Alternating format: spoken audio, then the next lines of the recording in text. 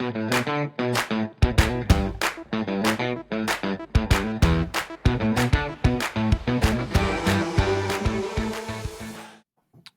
is going on, folks? Welcome back to another episode of the Marlboro Softball Podcast. We're very thankful here, folks, that the U.S. Open was so good to somehow get us through what felt like a long-ass Sunday with a rainout. It's very disappointing, but thankful for the U.S. Open for keeping the day alive. Let's say hello to some co-hosts here today. First, Tug Speedman, Dom DeFalco. What's going on? You know, JJ Spawn cost me a lot of money because my dad bet him and I faded him because he's the most unlucky man in the world. And the one time I fade my dad, he hits big. So, karma. Yeah, I deserve it. On Father's Day, Don? Faded your dad on Father's Day? I faded him on. I thought it was perfect. Serves you right. Snatching defeat from the jaws of victory. One fell swoop. I forgot about that till this moment. Move on for me, please. I gotta process this. Ryan Mountcastle, what's going on, him? Not much. Doing well. Excited to play softball again. Hopefully. Need to get my bat back at some point. Connie, please don't sell it. He's going to trade it with Fradkin. I was about to say, plenty of other bats to be purchased. Yeah. Right.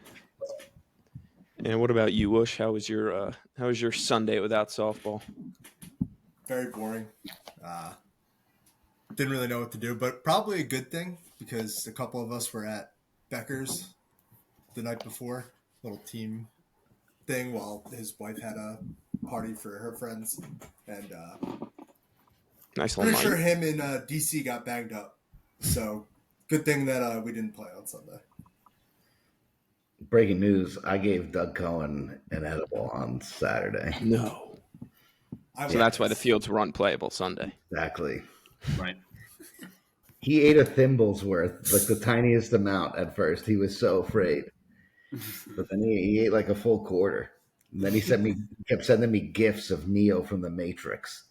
So, you know, one Wednesday night. A little bit of that was placebo effect for him, but probably. I'm going to have to give him some on a Wednesday. He was by far last year the person everyone wanted to see one of my edibles more than anyone else. It was Doug. So one Wednesday, maybe at the Hornick, I'll drug him.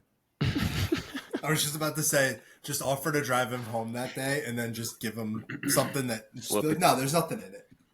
I swear this is a new Suncoast type drink. THC. Put some I'll get him with something. Won't be hard. All right, the rest of this episode, before we dive into everything, obviously we don't have much to talk about, so we're going to have some fun with this episode. It's probably going to get off the rails at some point, but stick around, have some fun, enjoy some bullshit banter. We'll talk about the Wednesday games and the Sunday games, then we got a little draft later on. We want to do some housekeeping first because a couple more events have been scheduled. The Mayor's Trophy game happening on August 3rd. So that's officially been announced. We got the text today. It'll be R1s versus whatever group of bozos come out of MVP. Hempstead offense given. You're a bozo. Can I jump in for a second? Go for it. Pez was telling me that he wanted to pitch modified for ARC and ARC for modified. And at first I found that very abhorrent, but there is a chance that he loses 2 games. That, you know, it might be worth it just to watch him lose twice. That would be awesome. Right? Because then he'd blame every player in the game except half of them. Just all of the best players the league has to offer, he blames all of them equally. Both leagues. Yeah. Sounds about right. I would go watch it. Kind of weird that he wants to pitch modified for the ARC side and not pitch against all the ARC guys. He would be pitching ARC to all the ARC. He's probably not going to get asked to pitch against ARC guys. No, I'm saying in the modified game. He wouldn't pitch for them. It'd be Vargas. Yeah, he would pitch ARC for them. I'm saying to all the ARC guys. And then he would pitch it. He would pitch fast pitch to all the MVP guys. I would question Pez's loyalty at that point. That would be very unfair for the MVP guys. I would go to watch him lose twice. I heard a rumor about that game. I don't know how true this is or how far into conversation it ended up going, but apparently they were thinking or talking about putting all of the MVP guys and the best art guys in a draft and having the two different managers drafted out. Very happy that didn't happen. That would lose a lot of the luster of the rivalry that people think exists more than other people think. That'd be pointless. Yeah. And then the Olympics on July 13th. The Olympics are back with a couple USA teams: Italy, Ireland, Israel, and Afro-Latino / DeMarcos. And that will be a fun day. So everyone come out on July 13th. Anything on the Olympics, fellas? I think all of us are playing, right? I heard DeMarco is no longer a Latina. Whoa. So that just means he's Afro. I don't think he's playing anymore. Oh, Really? Yeah, I don't know if I heard that from White Lightning himself or from someone else, but that's what I heard. that You don't know about that? He dresses in all white when he's feeling good and his body can run, or he dresses in all black and calls himself the Dark Knights and hits singles. So White Lightning is left center DeMarco, and the Dark Knight is left field singles hitter DeMarco. That's fucking funny. Well, it's unfortunate that White Lightning's not playing. Yeah, big time. But it'll still be a fun event. Come on out for that. Starts at 3:30 on July 13th. And then, fellas, I know we've been planning the podcast invitational on 8/10. Dom, anything you want to mention on that? I know you've been having a lot more conversations about the event planning itself. Yes, I mean, we have some time, but if you haven't, we're sending out text already, so a lot of the people know. We sent out our invitations, then we're gonna kind of get a nice list together. We'll go over like the draft, the rules, all that stuff. But we're mainly gonna try to raise some money for the broadcast, so we can get some better equipment, some better cameras, microphones, all that fun stuff, just so we can do more fun stuff with the league. We're talking to some sponsors, some people giving away some cool stuff to raffle off, some cool giveaways. We got some, cool side stuff, and we'll have 3 really awesome games. We'll have Tracy there to ump, and I'm sure he'll be tons of fun and theatrical. We'll film it. We'll have the broadcast going. Maybe we'll get like an old school Doug ball. We'll let Doug kind of go crazy, and we'll have a good time, and we'll hopefully raise a little money so we can, pay some bills and get some equipment and keep doing what we're doing. So if you got an invitation and you haven't texted Martin back, please text him back, Reid Goldfarb. And if you want to get involved, if you want to sponsor or donate something, please reach out to one of us. We would love to have it, and we would love your support. We appreciate your support, and we'll have a fun little time. Very well said. Hemp, anything on any of the events? The podcast invitational is the Vibes Guy draft? Yes. Okay. Making the list for that is extremely difficult. We have a lot of names we're trying to get in there. 48 spots we're having it at, and there's about 70 people. There's a lot of vibes guys in this league. A lot of vibes, guys. Today, John has just been complaining about the amount of friends we have all day. He won't shut the fuck up. We all submitted a list of 5 people, and somehow it is just exponentially expanded to way too many people. Listen, there are some names that are not on there yet that need to be on there, and you know it. Don't disagree. It's tough. There's always next year. There's always next year.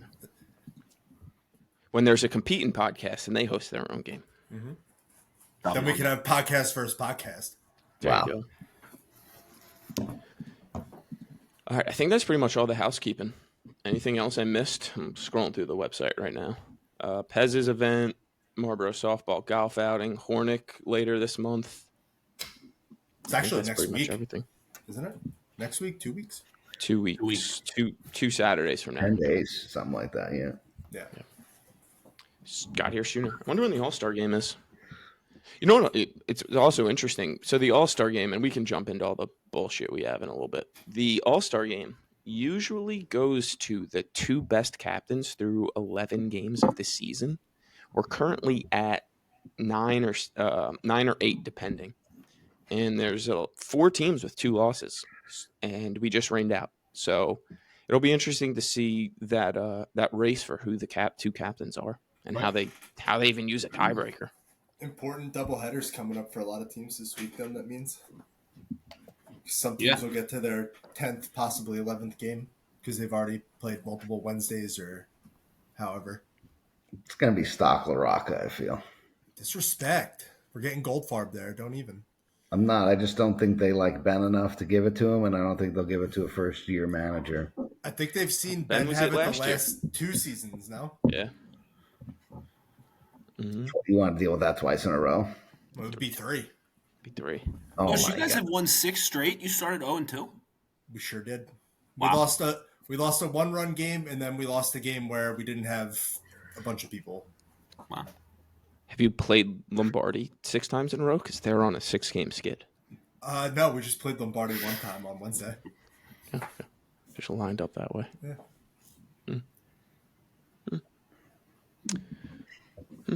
They were saved by a rainout this week, so they get to keep their winning streak.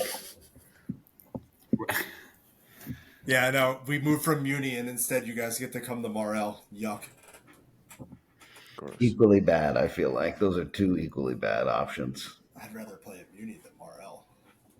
I've never played at Muni, so. Kind of plays like Manalpin 5, I feel like. Just without offense. Just without offense. All right, should we? It is Tuesday. Wednesday games haven't started yet. We have Goddard and Bomenblit first game tomorrow, and then we got Conti Byko as the second game.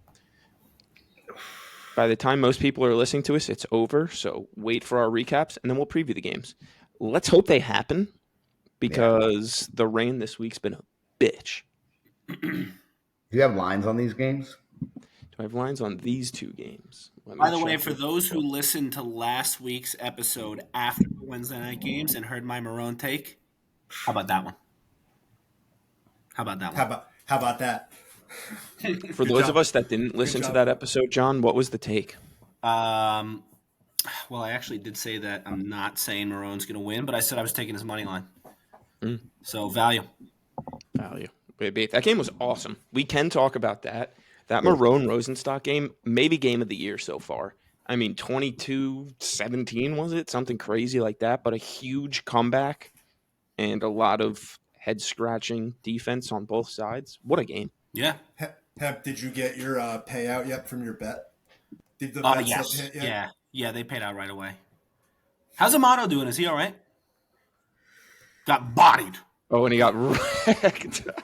Starting to get a little reputation out here for getting bodied by people around home plate. That was like Reid Jesse Goldfarb. Pennicini got him Incredible. last year, and then Kyle knocked him down this year. Yeah. I feel like when you hit 700, you can get knocked over by whoever you want. But that was also in the same inning he got thrown out at home plate, which was the funniest part, I think, of it all. And watching that play back, very out. He was out, I think. Very. That was a great tag, actually, by Wally. Caught it, put it right in front of his foot, and he slid right into the tag. Yeah, you knew as soon as Ryan didn't start yelling that it was the right call. If Ryan would have started yelling at folks, he would have been tossed 2 seconds into saying anything. He would have just heard the yelling and tossed them. Right. And then folks would have bodied him. Back down again. I'm waiting for the Mike Amato Fogues showdown. Dude, I feel like Fogues is due for a showdown with many people. Yeah. Not just...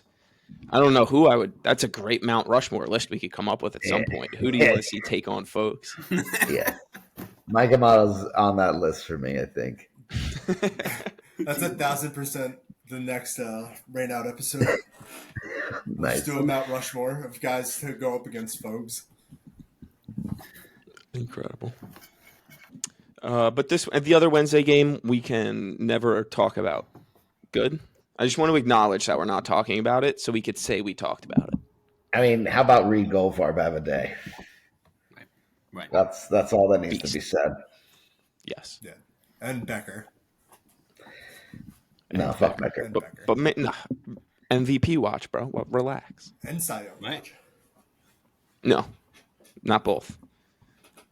But Reid Goldfarb, player of the week, Reid Goldfarb. No one can disagree with that. Taped up his cock to his leg before the game and went out there and played some ball.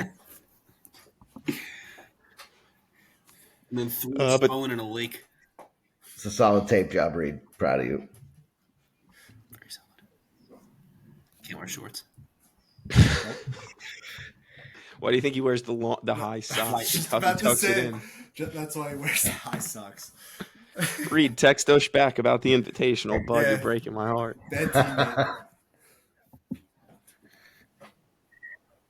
It's a good Reid Goldfarb, the Anne Hathaway of this league. You just can't get a name to retire. Too busy sitting courtside at Knicks games to answer Yeah, what texts. the fuck? But has time to destroy Doug, apparently, with a gift. That's it. It's all business. Incredible. Great game by Marrone. Do you think this gives them what do you think about this fucking team? I don't know. I feel The like, most wild card team. Yeah, 'cause Yeah. it was an exciting game, but how much did Stock kind of beat themselves in this one defensively? I mean, great job by Marrone to take advantage of everything that Rosenstock gave him. Didn't let up.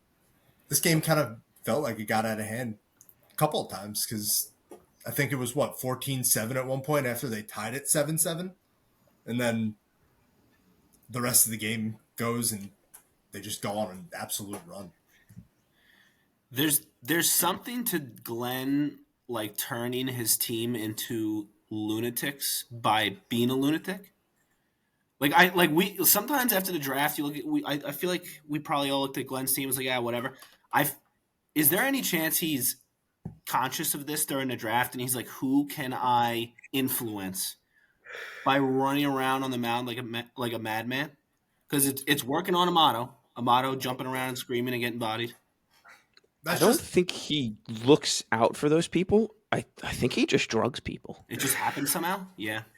I was a part of it, dude. I didn't Really? my first year in the league, he made everyone on our team batshit crazy, and they were some of the most normal people that I've ever talked to. I feel like that happens. Because let me tell you, I've been talking to Justin Randall lately. Cool guy. Calm guy this year. Cool guy.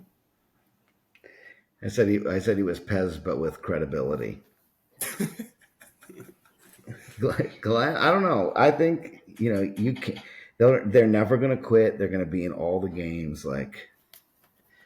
He's just a dick. He's such a dick that when his girlfriend asks for a dick pic, he sends a selfie. That is just how he is. Just the biggest dick, and he makes everyone around him they're band together to become the Voltron of asshole, and they're just all kind of yelling, having a great time, screaming at each other, screaming at you. Now you don't know now you're in a blender, you're up 7 runs, all of a sudden you're down 5, and you're like, what the fuck is going on? Yeah. They just keep getting single after single after single and are screaming at the top of their lungs in the dugout. I think they're good. I don't. I mean, when they want it, that's why I picked them. I knew everyone would be there for the Wednesday night game. I knew that they were going to get the energy going and do the lunatic thing where they pick up the energy and just win a game because they decided to. You came late, you were with your team, but Martin, you were with Glenn was coaching first base. He was in rare form. Dude, he was out of control. It was awesome. Yeah. It was an electric performance. I got there late, and he was turning around every 5 seconds to talk to you guys. Yeah. Yeah. And some of the words out of his mouth were coherent, just bonkers. I can't even repeat them to the wave, the radio waves, whatever you want to call this platform. It was obscene. It was awesome. Right. I can't believe these words are about to come out of my mouth. I had a blast with Glenn Marrone coaching first base on that broadcast. It was crazy. I can't deny it. I had a great time. One thing that he does, like feeding the chaos, a perfect example is a guy like Bob Bilodeau, who knows not much about the league. You don't see him come out to any events. So he knows Glenn Marrone and his 12 people. And all Glenn's doing the whole game is just screaming, he's the best rookie in the league, rookie of the year, rookie of the year. You don't think Bob Bilodeau, every time he shows up, he's like, the best fucking rookie in this league, baby. Hell yeah. And then Glenn's like, they did 10 minutes on the podcast the other day, and your name didn't come up once for rookie of the year. And he's like, which people? Those one. I'm going to prove those fuckers wrong. Yeah. Boom, hits a double, ball gets thrown away. He's on third, crowd's going nuts. Yeah. You think he pulled him aside and was like, Bob, you're playing second base? And he's like, I'm 6'8". And he's like, you're the best fucking rookie in the league. You could do anything. And now he's playing second base, dude, hitting triples. This guy's just fucking electric. Oh, dude, it's something. That's why, like I said it before, like you don't want to run into them at the playoffs. Doesn't matter what their record is. You play them in the playoffs, you better bring it for 27 innings. Yeah. No, you're right. You're right. At 9 a.m. We ran into it at 9 a.m. We ran into that two years ago, Team Kessler. One of the best regular seasons all time. Glenn brought it on a Sunday. We didn't, and we got curb stomped. Speaking of curb stomped, did you see Dunleavy body?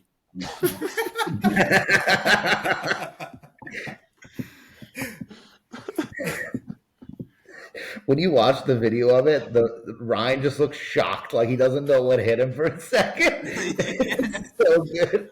He just gets up and starts screaming again. It's like, nope. We saw that. So I called Jesse, Brian, or Lacker. I got to start figuring out what I'm going to start calling Kyle. Lemon cake? What is it? Lemon cake, yeah.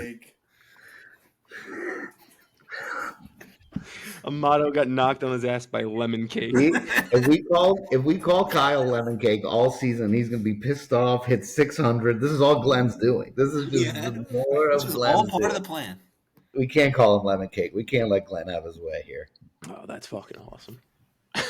All right. Anything else on Marrone? Their bottom had a really good day. Mike Amato and Solano Sr., I think, both had multiple RBIs. Solano was on base all day. Turned the lineup over multiple times, so shout out to both of them. All right. Let's talk about this Wednesday slate here. Goddard at Bomenblit. Union Hill right 7:15. I feel like this is a get-right day for Team Goddard on Union Hill. They've been, I don't know if sliding is the right term. I guess losing their last two, yeah. I feel like this is a perfect get-right game for them. Any thoughts on these games, fellas? This game? Does the loser worry? Does the loser start to worry here? Bomenblit. Is this a must-win for both these teams? 3-4, so and Goddard's 3-5. I'm gonna say I would say Goddard would start worrying if they lose. Bomenblit will only start worrying if they get blown out. Yeah. I don't think Bomenblit's time to worry yet. And they're coming off a win, too. I don't think Team Bomenblit, like, their whole makeup is worry. I just don't see that from them. Like, they just don't give that, like, panic. If it just happens, they just kind of, like, roll with the punches. They'll never show it even if they were panicking. So, yeah. I don't think... It does seem like a group of people that either don't want to be there or just panic 24/7 like Richie. So, yeah, I get what you're saying, Ush. I think that's a great point. Listen to me. This Goddard team looks in disarray as of late from what I've seen. If this game gets canceled tomorrow because of the rain and takes them off their strongest field and then they got to go play Ed Fracken and Pat Pingara at Muni on Sunday, that could be a little deflating for them because this is a game where they can come out and score 15, 16 runs, feel really good going into Muni, or everyone's sitting at home for 10, 12 days, and now they got to go to a big open field against another pain in the ass team. Right. So this rain tomorrow is going to, kind of be. I mean, it says what it says, that your team is kind of teetering and it's based on the rain or not, but that's kind of where they're at this point. I think it really. What do you think has to get them right? Playing on Union Hill. I think they have to just prove to themselves that they can stop giving up like fucking 13 runs a game. I think that's what's kind of holding them back the most. What's their runs against? They're scoring 12 and giving up 12. That's so high. Yeah. You're right. And I know high. It's higher than Dom. Trust me, I'm the foremost expert on high. But I don't know. They have to. You score 12 runs a game. You should not be, 2 games below 500 and worried about, They do have a +1 run differential. They do. 2 games under 500. They can mash, but you're right. The defense. I mean, I guess the defense. I wish we would have talked to somebody from that team before this. I've talked with my source. I like you say they're teetering. I kind of get a sense of like you said earlier too, disarray. Like I think that was a perfect word. Like they're all starting to think like, do we suck? They are gonna try some changes this week to see if that changes up the vibe defensively, and we'll see where that takes them. Because I think if they clean up maybe like a couple things, I don't watch them like that in depth to know exactly what their problems are. Like I knew about Team Pro Care. We'll move on, but if they try to mix it up a little bit and clean it up, maybe that's like the switch and new vibe that they need. I think when I'm hearing Jake Heitzer's been taking snaps at third. Right. Really? Maybe Will Perez isn't playing left field this game. So like little things like that might just maybe you see Mark in left and Jake at third. A couple more plays that aren't getting made get made or something like that. They don't need to steal many runs back on defense. That's the encouraging part. But they have to do something. Yeah, I think that their main guys are contributing. I think they just, are missing some, some of the bottom guys just coming through for them at certain times. Like, I know on Sunday when they played you guys, Jake Heitzner had a really good game, but the top just kind of couldn't do anything for him. And they just don't seem to piece it together. When the top goes, the bottom doesn't go, and when the bottom goes, the top kind of doesn't. Yeah, I was going to say their hits were very mixed throughout. Like, there weren't a lot of consecutive hits. Mm-hmm. They had plenty of hits in the game. It just wasn't – none of them were at the right times.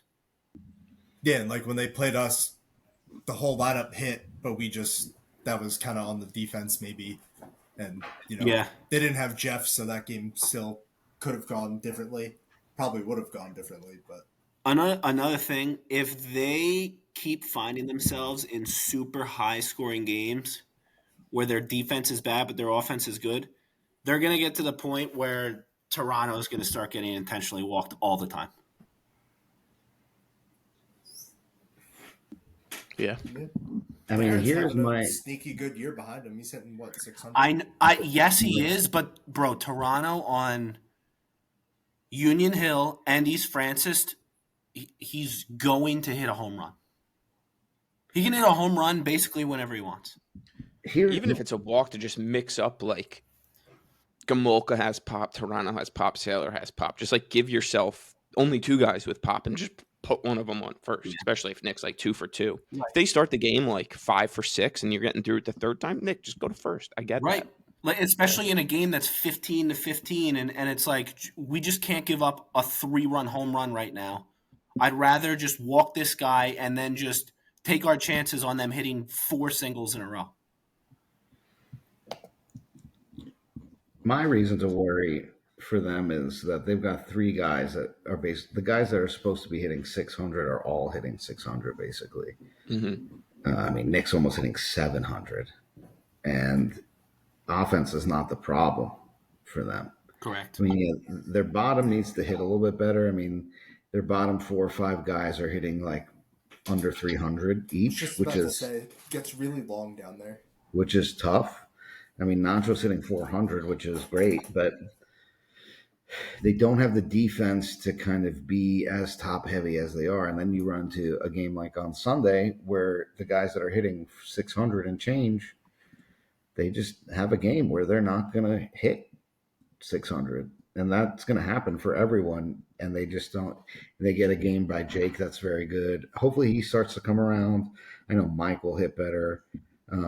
If they can get a little bit more contribution from the bottom and figure out, defensively, we played them, and I wouldn't say I can't really single out more than one or two problems, but it shouldn't be to the tune of 12. Like, they should be better than 12 runs a game, Mm-hmm. I think, defensively.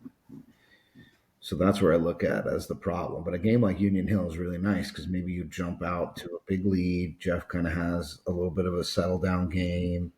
Everyone starts to feel good, and then you can beat a Pingaro team on Sunday. But I guess they're kind of up to the rain.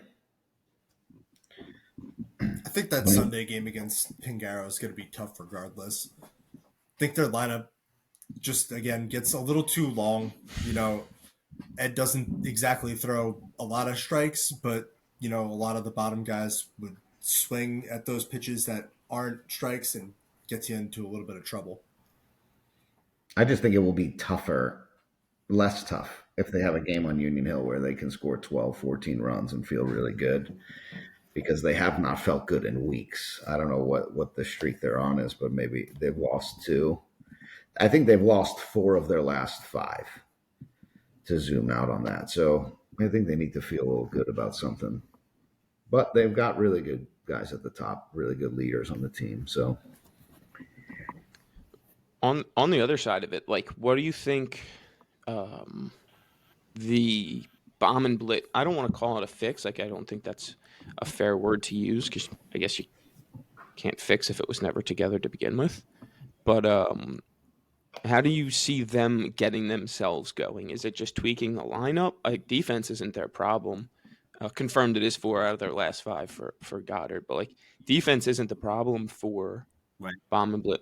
I don't think. I think it's more offensive. Got to give yourself more of a chance at 9.6 runs. Get that number to 10. Bring your number down just a little, because they're at 9.6 for 10 against, right? So if you can kind of flip those, you're winning a little bit more games. Like, what do you think John Bomenblit has to do to turn their season around a little bit?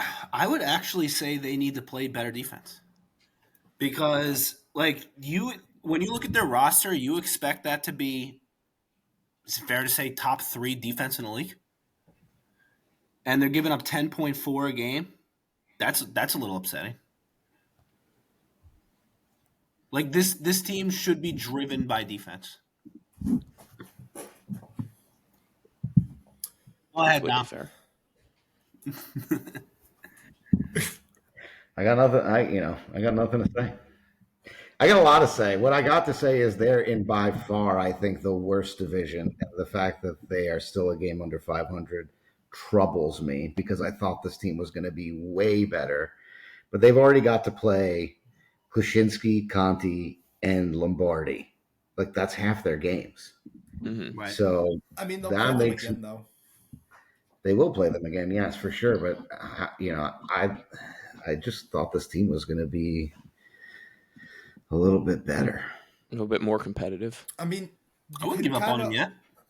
No, you can kind I of wouldn't rule out either. that first Lombardi game. I mean, they were missing Juraski and Joey, so they lost a 1-run game to a team that we now know isn't very good.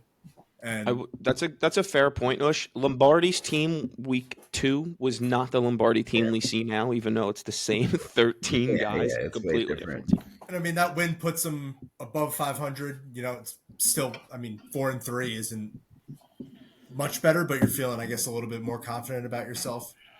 And then, they lost to 3 other good teams. Their other losses, they lost to Kessler, Rosenstock, and Pingaro.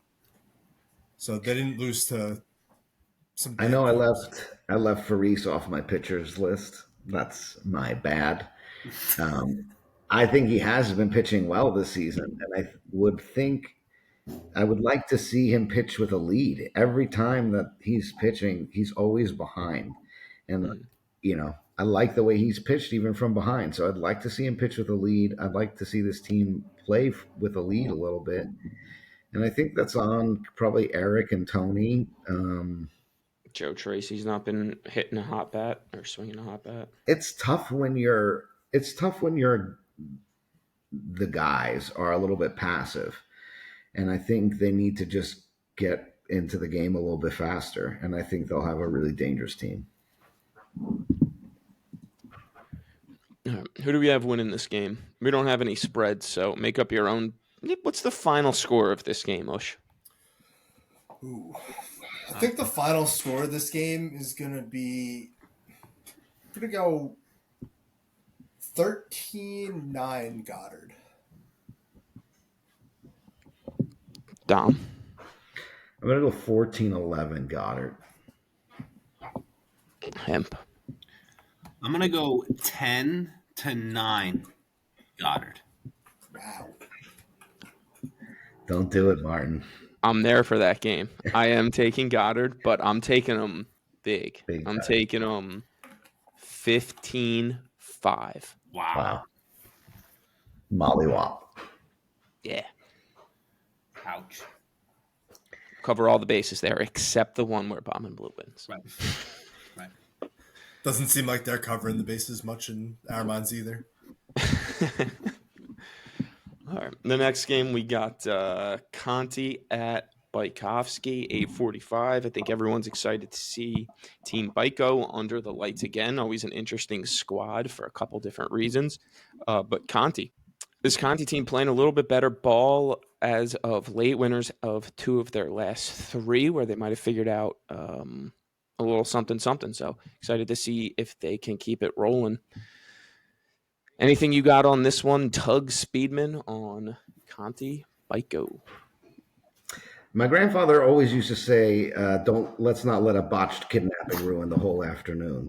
So, maybe for Conti, they don't have to worry too much about botching the beginning of the season, because I think they're pretty good, and I think they're going to be good. So I'm really excited to see this game, because Pez thinks he's got some weird rivalry with Greg, and that's always fun. So he'll be off the handles for no good reason, and Greg will be there probably with a big smile on his face laughing in it. And I'm here to watch that. I think Byko's team will win this game, but I think this Byko team is a little bit. Let's see how the wind is. Let's see how the weather is for their pitcher over there. Depending on what happens with Mount Vesuvius, but I think Byko's team is a little bit better, but I think Conti's team is not far off from this Byko team, which puts them probably in like the top 10 or 11 and not really the bottom 5. I don't think he's going to be a playing team. I think I rate him too highly to think that team is going to kind of fall away. Yeah. I was going to say, you brought it up, the whole Pez Greg thing, but a lot of buddy ball in this game, Marrone Byko. Marrone Byko, Conti Pez also. Nick DeLuise and no one else. Yep. Yeah. We'll see if Pez throws at Nicky in his first at bat to spark the fireworks. There might not be softball played. It might just be a circle jerk in the grass instead. Or we'll get. I think it'll be a really good game. A lot of trash talk going to be thrown around. A lot of. I was going to say, Dom, this could be the Malice at the Palace game. This absolutely. If Nick DeLuise hits a home run off of Pez early in this game, the end of this game is going to be very testy. This looks like the Rainout test game. This smells like this feels like the Rainout test game. Yeah. Everyone, be careful bringing your elders, your parents, to the sidelines. Just leave your family at home. Leave them at home. There's podcasts that they can watch. Papa Byko. Imagine we get this is a Fogarty game. Oh yes. Oh yeah. Hell yeah! I need that. And Pez is Ron Artest, right? Yeah, Pez is. Yeah, he was also Mount Vesuvius for those earlier, or Mount Vesuvius. Vesuvius. If Nick DeLuise hits a homer off Pez, Right, Marty. just call the cops right away. Just get them in Marco, riot ask you gear this. down You there. better be on the clock. Would you? What's up, John? If Nick DeLuise hit a home run off of Pez, like who are you rooting for in that situation? You know what I mean? The moment you're rooting for the. That's it. Sorry, I didn't mean to steal that answer from that you. Pez just gave up a home run to the last guy in the league he wants to give up a home run to, or are you upset that Nicky just hit a home run off of the number one guy in the league he wants to hit a home run off? I'll answer for this too. Yes. That wasn't even going to be my answer this time. I was going to say, can the lights just magically go out before it goes over the fence? I'm pro Pez in this scenario because he can't say anything back. He's going to, and it's even going to cause more chaos that he's talking shit when he shouldn't be talking shit. Because if he gives up a homer to someone like, I don't know, Rob Cord, I know they're on the same team. It was just a fiery guy I thought of, and he chirped him. Pez will be like, all right, he beat me, chirped me, respect. But a guy like Nicky chirping him. Does Nicky run the bases after? See, in my head, I've been playing it out, and he's running. Sure. Now that you've said something, absolutely. Yeah. I think he would have anyway. I think he's smart enough to know. And I'll tell you this: I'm a pro no base running. Certain guys should run bases in certain moments. Yeah. Nick DeLuise hitting a homer off of Pez, 100%. Is a perfect moment to run the bases. And just stare. I'm bringing a bottle rocket and I can shoot off a firework. I'm ready for this. Literal fireworks. Yeah, we need it. Oh, what a great question. This game has so much potential now. It does. It's crazy. I thought it had a lot of potential to begin with, but now we really just added a lot extra to this game. And both these guys will listen to this probably tomorrow in the afternoon, so they'll. Oh yeah. They better not. They're gonna start texting one another about it. No, this should be an interesting game. I like this Conti team. Like what I saw from them the other night when we recorded. Was that Sunday against Pollock, and I know Pollock's not the best team, but they brought that juice. They were good up and down the lineup, so it's good to see. And I'm excited to watch. I'm excited to watch them play again. I wanted to play against them Sunday, just to get them first.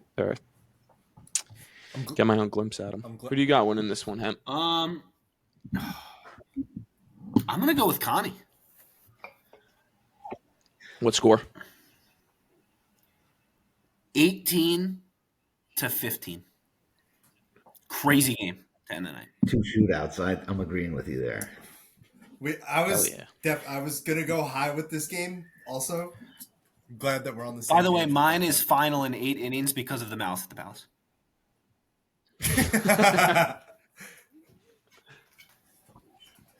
I think I'm also gonna go with Conti in this one. I'm gonna go a little less than him. I'm gonna go 16-15. Wow.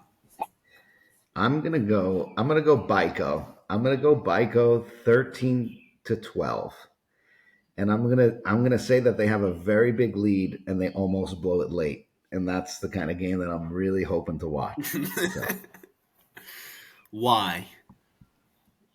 Why? Because he still wants Pez to win, because if he says that Pez is going to lose, he's going to have Pez texting him all day. Being like, what the fuck, bro? I have dishes that need to be done, John. So we need... I think Byko's team is going to win, but I think it's going to be close. If you say it with your chest, I'll come do dishes. I say it with my chest. I don't think Conti's going to win this game. I think Byko has a very good team. I think they're just... I got Byko 11-7. Byko 11-7. A little bit less fun. More yelling than actual softball. Still good.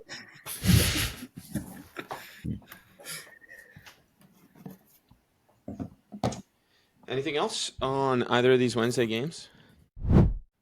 All right, let's jump into this Sunday slate. We have a couple double headers coming up. We'll dive into them. Love double header Sundays. 12:30 game and a 6 o'clock game.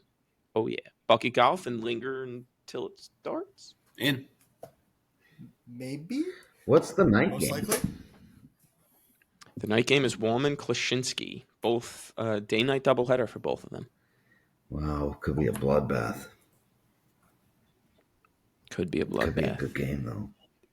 Would you guys rather play a 10:30 6 p.m. doubleheader or an 8:30 12:30 doubleheader? I love day night 8:30, doubleheader. 12:30. I think I'd rather the night game. Nah. Getting up at 8:30, getting all your adrenaline out, waiting 2 hours to play your next game is exhausting. It does suck, but I hate the more. Like we just No, think about how many tournaments you play in where you have a game break. Right. Thank you. You're Stop driving. being here today. You have to drive feet. I just like the night Tournaments games are different. personally. I don't know. Tournaments are different.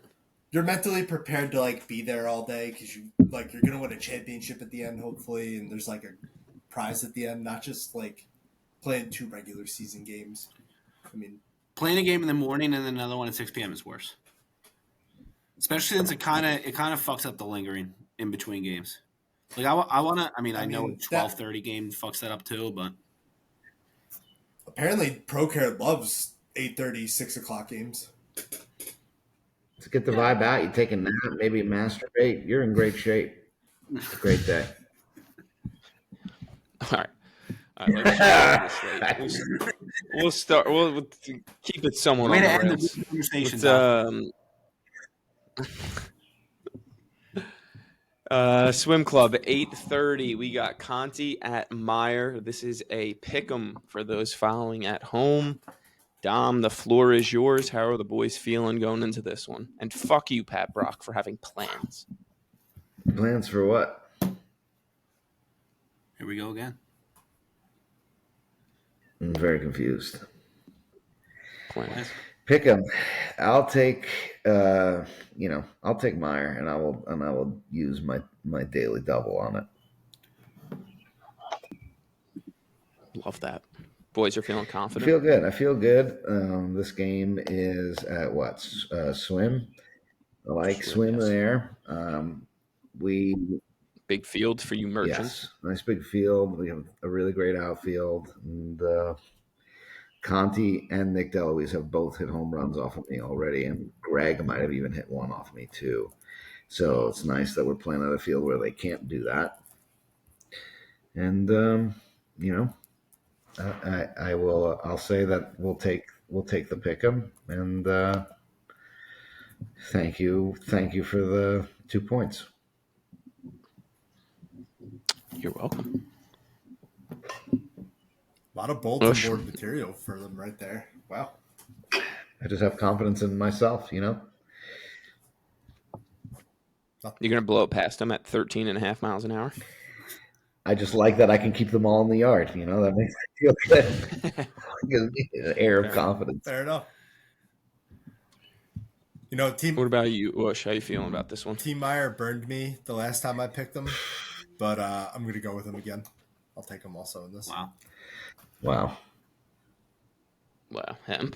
Oh, God, hemp. I am going to take Conti to do the opposite of what they do on Wednesday. Wow. I have them winning on Wednesday. So I'll have them losing on. Wow. I'm either going to go 2-0 on Conti this week or 0-2, or they'll get rained out, which means I'll just go 0-1. I'll take mine. Kind of crashed the landing there, but Suck it. Geez, I can't take Meyer in good faith. I have to take Conti. Jeez. All 4 of us can't pick the same side of the pick'em. That's just not how betting works. Right. Why? People do it all the time. I will take Conti for no reason. That's how you win money. Panels do it all the time. Operating in bad faith, I see. That's how you win money. That's how you win money, Marty. You do what you just did. Or lose. I will say for Team Meyer here, Very interesting stretch of games. Conti, Lombardi, Polzer. Would love to see A little run. a little run, a little confidence yourself. I was gonna say 2-1, get back to like 500 after this 3-0. stretch. No reason you can't win 3. You're way ahead. We gotta make hay while the sun is shining. Exactly. Because then you play Pingaro, Rosenstock, so maybe regress back to the mean there. Maybe you're better than Pings. And then your schedule gets a little tough. You got to go through the division after that. So this is definitely where you guys got to make some ground. 3 at a time. Please. My thing with this game is just I haven't liked what I've seen from Conti's team on Swim. I think I've watched 2 of their games now on Swim and just haven't really liked what their defense has shown for me. They've lost 23-10 in those games.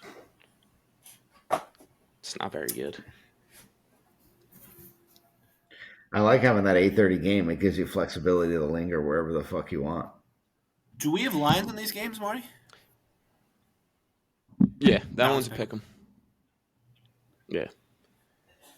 This Conti team's got a tough stretch of games too. Byko tomorrow, then Meyer, probably their easiest task. Then they go Seth, Tom, Wallman, LaRocca. That part of the schedule can get, if they come out of that like 1-5, 2-4, that's not great. And I think most of those teams are better than them. So it could get doom and gloom for them sitting at 2-5. If you're coming out of that like 4-10, 4-11, or 4-9, whatever that is. Anything else on this game, lads? Nope. We move over to a game that no one will be lingering at. 12-man Team Polzer, missing Sean Dancer, plays an 8-man Team Kessler at Swim Club at 10:30. Are you pitching? No. We're missing Dan Kessler, Beef, Tim Farrow, Billy Farrow, and Pablo. Jesus. Start playing shortstop. Yeah. We're missing our 10, 11, 12, 13. 10, 11, 12, 13. Jeez. Cheating. So no idea what this is going to look like. You're minus 3.5. Still very confident. And we are minus 3.5. Very confident in the boys. We're going to win by 25 easily. And is Polzer missing anyone? Sean Dancer. And I'm really excited. I've never played in a 3-man outfield for a whole game in this league before, so I'm excited to see how. Look out now! Polzer's going to have a 4-game winning streak, folks. You guys are doing a 3-man. Relax. We're lucky if they give us a catcher. We might have to run a 2-man. Andy's They should absolutely not give you a catcher. Missing 10, 11, 12. What was it? 9? 2, 10, 11, 12, 13. No way. This is a situation where Andy has to cover first base on every pitch. 10. That is crazy. I'll volunteer. And we don't. I'll volunteer because we only have 9. We don't have to do that like the bottom people hit multiple time thing. It's just straight an 8-man. You get a lot of at bats, and your defense is very good. So who knows? I don't even know if that hurt. Like, because you're missing your 2, you're gonna be hurt on defense. But a strong 8-man lineup.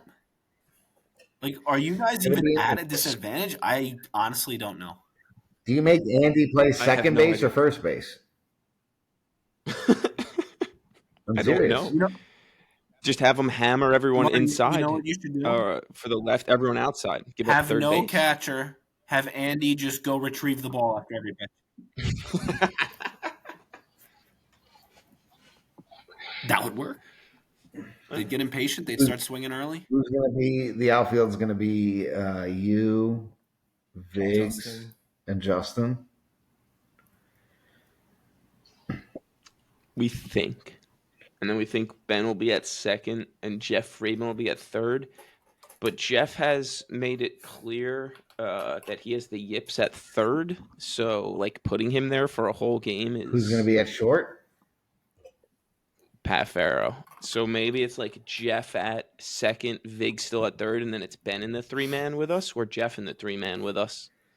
I think you play. If you're doing it, I think I need to show up to this game just to see how this all shakes out. I think you play Jeff Freeman in between the first and second base hole, and he covers to the left, and Jeff has to play first.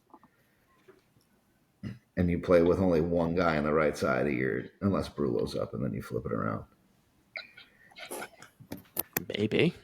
I don't know. We're Andy's going to have to play two positions. This might be his masterpiece here. Don't deprive us of his masterpiece.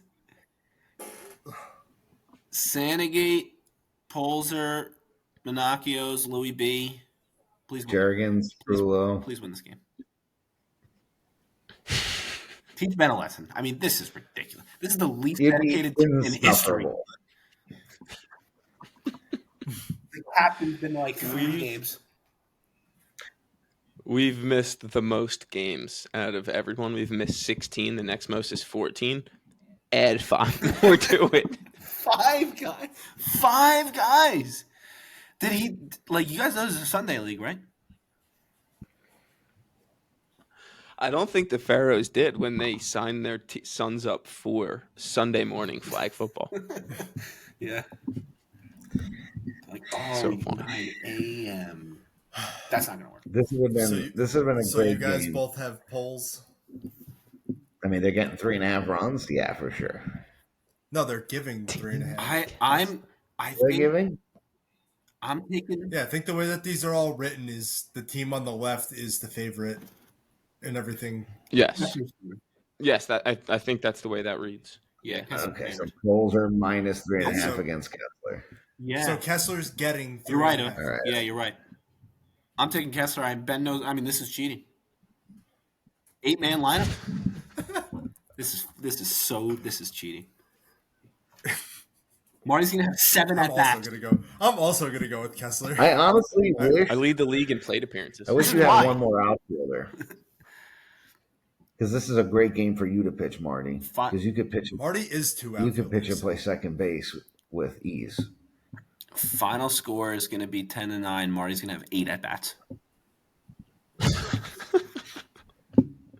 I'd love to pitch this game. This would be an incredible, you'd have to have an incredible athletic performance for 9 innings, and that would have been fun to watch. You could have put Andy at third; he would have been stellar. Don, you know what, dude? Let me have Ben join this call real quick. I want to clear up what you're saying right now. You want them to not have a second baseman. Yes. And instead of playing a 3-man outfield with the best outfielder in the league, yes, you want him to pitch with no second baseman. Yes. He's the second baseman. He could be the first baseman, but it'd be tough for Andy to run to first after every ball that gets hit in this game for all 9 innings. They only have 8 guys. They have to play without 2 positions. I see. Yeah. They have to play without a right center fielder, and they have to play without someone on the right side of the infield. And Marty is probably the only one athletic enough on that team to play at second base. You know what you need to do? You need to whoop up the rule book tonight and read through it and find where it says you have to have a catcher. Because if you don't need to have a catcher, the umpire will probably, stop the ball. I don't think you do. I'm pretty sure the rule is just they provide you a catcher, but Andy is just going to have to go cover the plate on the plates. They won't make the forces at home. I don't know if that's a rule or like Polzer agreeing to be a nice guy. I don't know how that works. I think everybody just does that. I'm pretty sure. Polzer, I would not be a nice guy this week. I would go full demon mode. What? If they do that, then it's a whole different ball. All you're doing is just throwing back the balls or strikes. I mean, you're not making a play against your team. But Ush, you're just giving them an extra fielder. Marty and Justin can cover 3/4 of that outfield, and Ben can cover the other quarter. If they have an outfielder, that means they basically have a full team because he's a freakazoid and Justin's very good. Yeah. So you're giving him, that's a huge concession. If this team didn't have Marty, and maybe they only had Justin and 2 other guys, I would say, yeah, be a nice guy. But now that they got a guy that can cover half. You can play 3-man. How many times have you and Justin played 3-man in an outfield. Like, you'll be fine. You'll be fine. I agree, Dom. I if I'm Polzer, I'm being a huge asshole, and I'm saying have fun playing 2-man outfield. Hey, Poles, it's a mad world, okay? Yo, I got Ben on the phone real quick, fellas. Dom, we're doing the podcast right now. We're talking about our team and how we have 8 guys. Calvin's live to tape. Dom's making a really good point. You're live to tape, by the way. Dom's making really good points in saying that we should pitch me and put Andy at third, and then we vacate second base so we could play with a 3-man outfield, and I'll cover second when I pitch.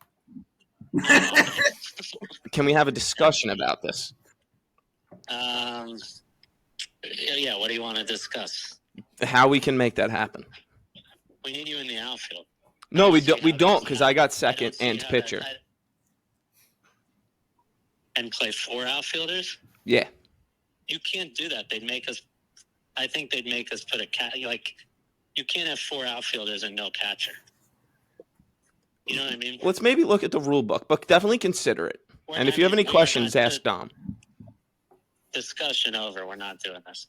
All right, we'll see. We'll see what happens. Dom, I think you have a great I hung up. He wasn't able to hear you anyway. I think there's life there, fellas. So it sounds like they're giving you a catcher. There's life there. Yeah, I think he was warming up to it by the end of the call. No, it sounds like Polzer's giving you a catcher from what Ben has said. Yeah, I would expect him to. I think that's like a common courtesy between me and you, that's fucking soft. Bullshit. That is absolute bullshit. Between me and you. Just move on before I say something I shouldn't say, I don't know. All right. Anything on Team Polzer, or shall we just move on to East Francis 8:30? Congrats on your 4-game winning streak. I'm assuming you're taking yourself in this game. Yeah, we're winning by 25 runs. Marty if you guys score 25 runs, Marty's going to have 18 at bats? Probably. All right. Talk about ProCare hosting Bomenblit, East Francis 8:30. Give me a ProCare dub right here, Johnny Hemp. How the boys what's the feeling? line on this? I expect it to be close to even. You guys are 2.5 underdogs. 2.5. Seriously, Greg? I'll take. I guess I'll take Team Carroll plus 2.5. We'll see what happens.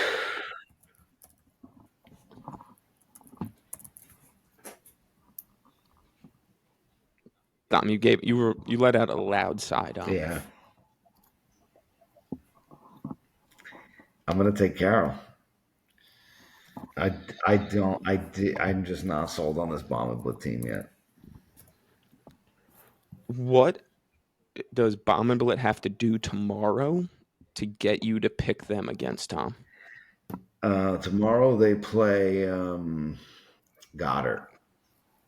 Correct? Yes. Give up less than 10 runs to that team on Union Hill, and then I will change my mind. Okay. My pick is fully contingent on if the game gets played tomorrow, because pretty sure Bomenblit has lost 2, won 2, lost 2, and now they're in the middle of potentially winning 2. So if they play tomorrow and they win, then I'm going to take Team Carroll. For the long. But if the game gets rained out, I think I'm going to have to take Bomenblit, because then that means that they're going to win this game. So if you great move. If you guys all went Team Carroll, I would absolutely switch my pick.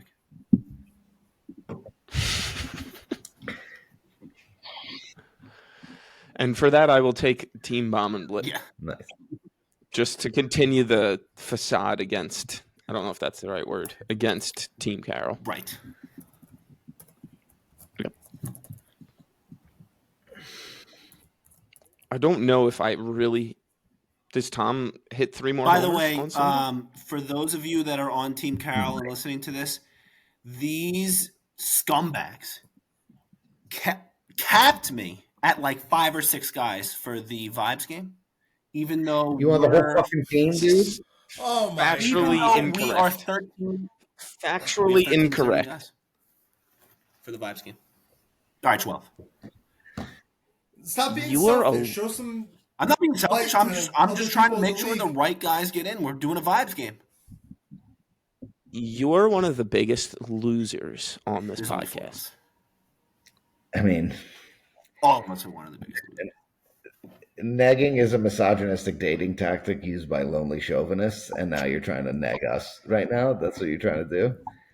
Dom, I have a very small vocabulary.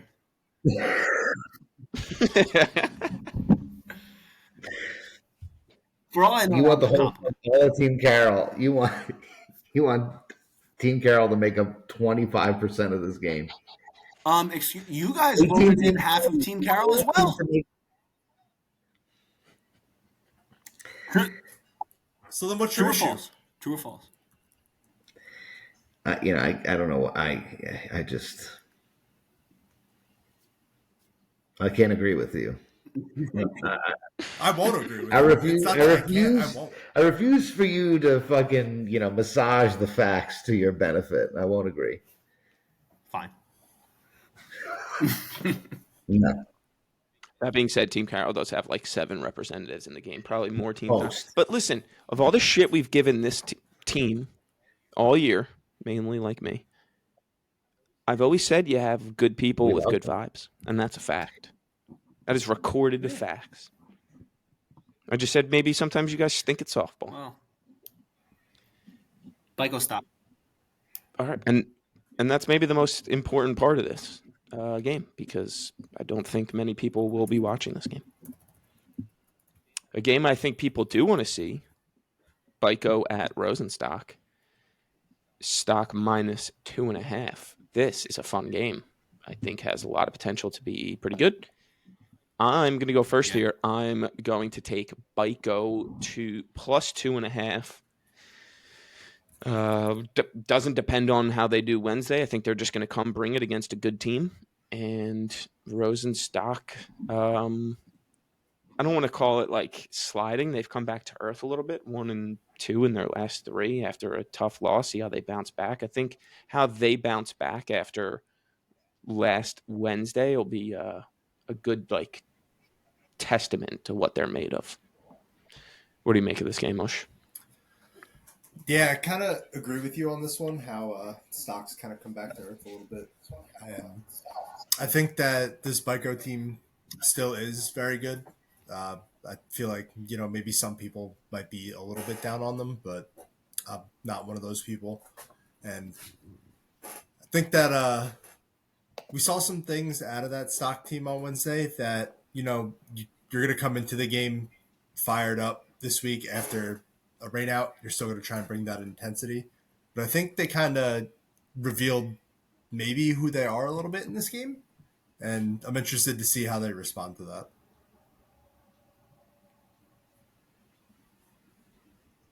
Tug Speedman, any thoughts?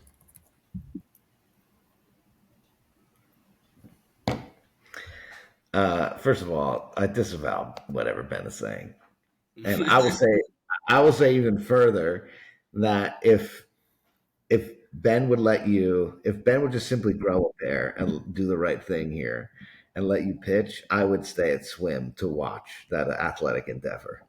But wow, you get to pollute the air I play in just to see me on the mound. Hell yeah! Instead, I'll go to East Francis to watch this game, where I believe that Pez giveth on Wednesday and Pez taketh on Sunday. So I'll take stock minus 2.5. That is assuming Pez doesn't get suspended for the mouse. Dude, I was literally about to say the spill at the hill. Spill at the hill. There's a good chance that Gary Simchek is the pitcher in this game, in which case I take. Pez's best chance of pitching in this game is rain tomorrow. Yeah, love that. Oh, that's so funny. What do you got, Ryan? Stock minus 2.5 is an aggressive line, and I actually kind of like it. I think stock bounces back this week. It's tough picking Sunday games for a team that still has to play a Wednesday game. I don't know why I put so much value in what you've done in your last game, but I do. I I'm going to go Stock. I think they just have a huge day at East Francis. I think a lot of people will be lingering there. I think East Francis is a low-key, nice lingering spot. It's just so out of the way. Even though it's right there, it feels like it's just hidden and out of the way. You need a lawn chair. You need to bring a lawn chair. If you don't have a lawn chair just in your car, you're not going to. No fence to lean on is tough. Dave Meyer just texted me. He said, "That's an astute observation, John." He agrees. Agrees on what? He loves East Francis. Yes. It is a good lingering field because there's just so much space and you have to stay close. Yeah. So it feels like there's always more people there than are actually. And I kind of like the view that you get of the game from just being back and you can't really be anywhere else on the field. Yeah. So you can only be behind home plate and you get to look out at everything, how it develops. And East Francis has been in phenomenal shape lately. It really has. They fixed the dirt. Yeah, they had to have. Because the batter's box doesn't suck as much, and neither does running up the first base line. Yeah. And ground balls have been nice. Man, do I go to this? Put the cart before the horse, but Marrone-Wallman is kind of a nutty game, too. That's a tough decision. Marrone-Wallman. They're the 10:30. We can just pivot to that game. Anything else on Byko stock? I didn't mean to pivot over there. I was just... I was going to say, did you have anything else on either of these two teams? I mean, you take stock in this one, Dom? Yeah. It's a big game. I think it'll be very telling. I think we're going to find out who is going to be a powerhouse this year between these two teams. I like Byko's team a lot. It's tough. It's really tough. Yeah. It is. But Byko's team is one game over 500, and I feel like they're way better than that. Just if you asked me blindly what their record is, I probably would have said 5-2 or 5-3 or something. East Francis is kind of a bitch to pitch at. Can Pez be better than Ronnie?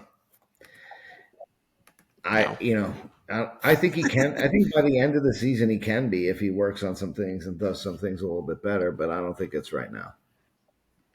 I was going to say, when's this game? Can I point out one more thing about Team Byko? That's odd. Sure. Because Marty, we're surprised that they're only 4-3. They're also only +1 in the run differential. Surprising. Yeah, they gave up 1,000 runs to Frank. Yeah. Yeah. All unearned. All wind assisted. All wind. Yeah. Gale force. Fucking bullshit. All right, let's move on to the next game here. We got Klashinsky, first of their two games. Klashinsky, Goldfarb. Let me be the first to congratulate Team Goldfarb on their win at Morel, 8:30. Ush, how the boys feeling? You guys are rocking and rolling right now. Well, the boys are feeling good. Vibes are good. Everybody's laughing, having a good time. Group chat's active, so you always love to see that. At this portion of the season, vibes are high. Everybody's gelling, buying in. We're all bonding a little bit. Hate that this line is 6.5. Just hate seeing those lines, honestly. But you guys will cover 10 or 11. Is Junior playing this game? Should be. I mean, he played against us in Hooligans, so I believe he is officially back. I asked him because, Dom, you said Junior's back for this coming weekend, which is now this past weekend that got rained out. He would not have played. He was going on vacation or something. I forget why, but he couldn't make it. But it wasn't health related. It was not health related. Yeah. Was smoking the ball at Hooligans, by the way. Could not get the guy out.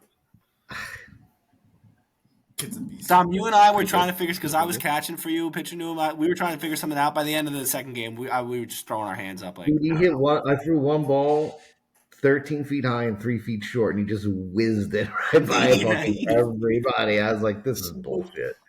Yeah. With that being said, though, I'm going to take us anyway. I think that we're just a more complete team. I think our defense will show up again as we've been doing this season and just lock it down.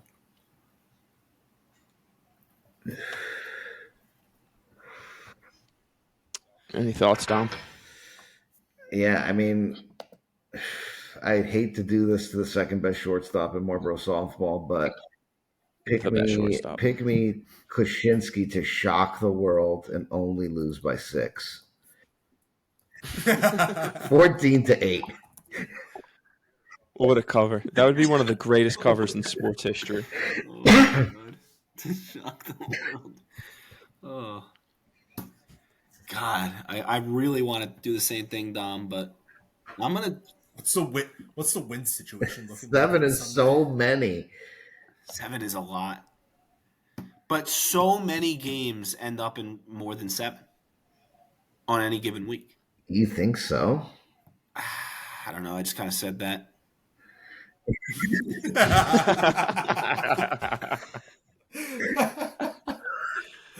That's the type of analysis you come here for, folks. That's incredible. I do get what you're saying, though, Hemp. It does feel like every time like there's like a line of like 4 or 5, or like that's so many. That's because we just watched like Lombardi, Pollock in prime time. 5 weeks. I know. I don't know. I mean, Frank's team did cover this number against Kuczynski, I believe, last week, 2 weeks ago. Yeah, it's swim. It's still hard. 7 runs is a ton. You know what? Give me Kuczynski. Plus 6.5, obviously. I think you have one of the best teams in the league, but I'm not ready to spot you 7 runs against the worst team. Yeah. And also, I mean, 7 runs, real quick on your point, Hemp, covers from June 1st, just a random day I picked, covered 4 of the 5 games, 7 runs. 4 of the 9 games, sorry. Covered, like, and then who covered? The underdog or the favorite? Like, it was... Well, I'm saying like just the spread in general. I'm not looking that fast. And then 7 covered 3 times on June 8th. Well, like there was a 7-run spread. So it does happen multiple times a week where one team wins. That's what I meant by covered. I wasn't sure if you meant like the underdog. No, I wasn't looking at the spreads or who would have been the favorite. I was just looking at the highest total. But Marty, if a team wins by 4, that could be a covered spread. Right. But I guess what I'm saying is the team that won by at least 7 runs 7 times in the last 2 weekends. So like 7-run games wins do happen frequently. Just for argument's sake, also 4 out of 5 of Kuczynski's losses have been by more than 7 runs. This is a trap. Dom, that's trouble for us. And the one loss that wasn't was 8-4 to Polzer, so maybe it was kind of like a 7-run loss. I will say, I personally think that the number 1 shortstop in Marlboro softball, sorry, Courtney Martino, cover your ears, wins this game single-handedly by being the absolute best human being to play shortstop next. We didn't get to that Pollock game yet. No, I'm talking about the Goldfarbs. The Goldfarbs. Listen, he's got an MVP candidate for a teammate.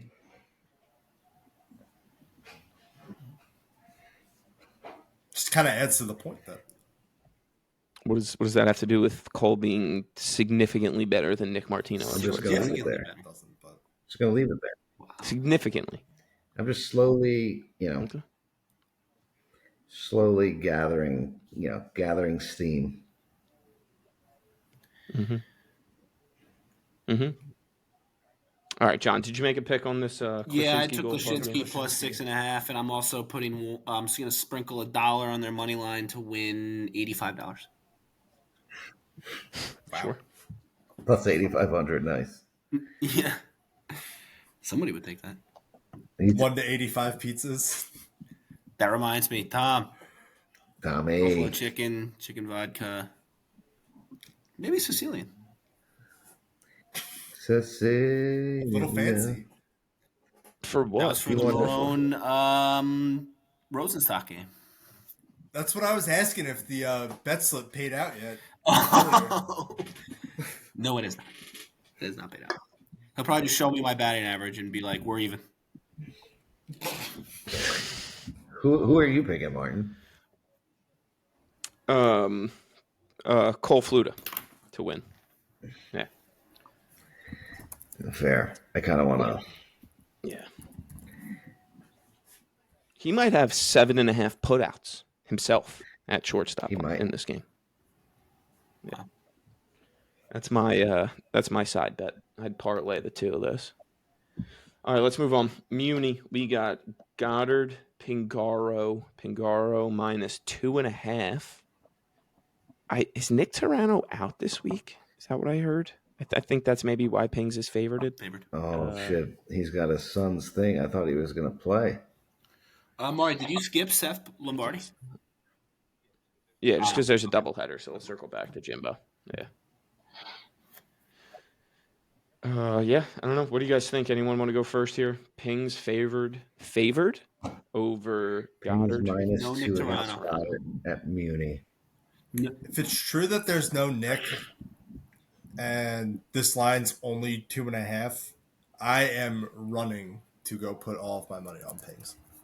Yeah, I am also. If Nick Torano's not playing, I'm definitely taking Pings minus 2.5 as well. Man, this outfield is shaky even with him there. I worry about the corners. Morning Heitzer. I mean, Darren can play left center and Heights can play right center. It's not as good as Nick and Darren there for sure. I'm not saying that it is. That's Hot crazy, take there, man. Tom. It's not that high, but fuck. I want to pick Goddard in this game, but I just can't. Jeff is going to have to pitch a game of a lifetime, and I think Ed will outpitch him. So give me Pingaro. Do you consider, if you're missing Torano, putting Jeff Goddard in the outfield and pitching Nacho and having him cover second base? No, Ant will still be there. No, I know, it's a joke. You could put Ant in the outfield. I mean, that might help, actually. If my options are to play Nacho a meaningful amount of innings in fair territory, I'd want it to be on the pitcher's mound. So if you're telling me he's going to have to play right field for 8 innings, put Jeff out there and let Nacho pitch and rally behind your guy. Well, I don't think Nacho would have to go into the outfield at that point. If they really are playing around with Mark going to the outfield to begin with, then Mark would just kind of slot in and you just roll out with the same 4 guys in the outfield. I mean, is Jake ready to play third base now? Who else is going to play anywhere at that point? I mean, you're never going to – if there's ever a better time to figure it out, it would be this game when you don't have Nick and probably going to lose. Yes, I mean, what do you do defensively? You put Mark in right center, leave Will Perez in left, Heitzner in right? Maybe flip the two of them and then put Jake at third. Or flip. Who's playing second? Yeah. It would still be Anthony Who's still playing right center? Mark Goddard. Oh.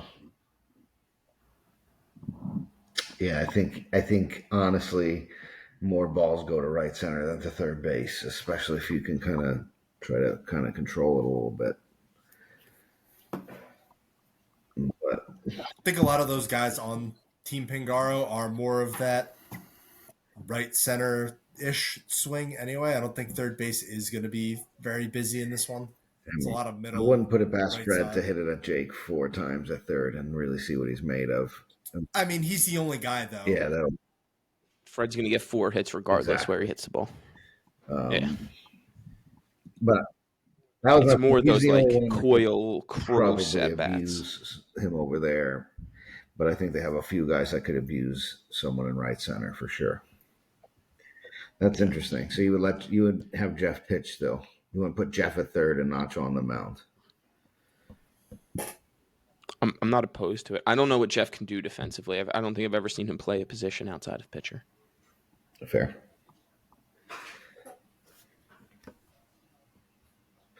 Tough. Obviously, that outfield defense. They need to win tomorrow, otherwise they're looking at a 4-game losing streak. Mm-hmm. So yeah. So we're all on Pings in this one. This is our first agreement game. think so. You know what? Fuck it. I'll take Wow. Goddard. The hell. Marty's Somehow, gonna, some I'm gonna way. want to check the records of this in the pick'em. By the way, Marty's gonna Just go, saying. Marty's gonna go I'll be undefeated. honest. This is how you clean the board. I'll be honest. The picks I give here might not be what make the pick'em. I just do the pick'em sometimes See, separately. Marty, I've also done that a couple times, and you're gonna lose all of the ones you change. All right. It's okay. I stay true to everyone. One of them makes me money. One of them could make me money. The other just makes me sound like an idiot. Well, no, It's it'll okay. be flipped. Yeah. Flipped. Fair. All right, next game. Pollock LaRocca, Union Hill Wright, 8:30. First of a triple header in the morning slate at Union Hill Wright. What are we making of this game? You can go first. Hemp. LaRocca's favorited by 4.5. I say I make that mistake every time. I'll go with LaRocca.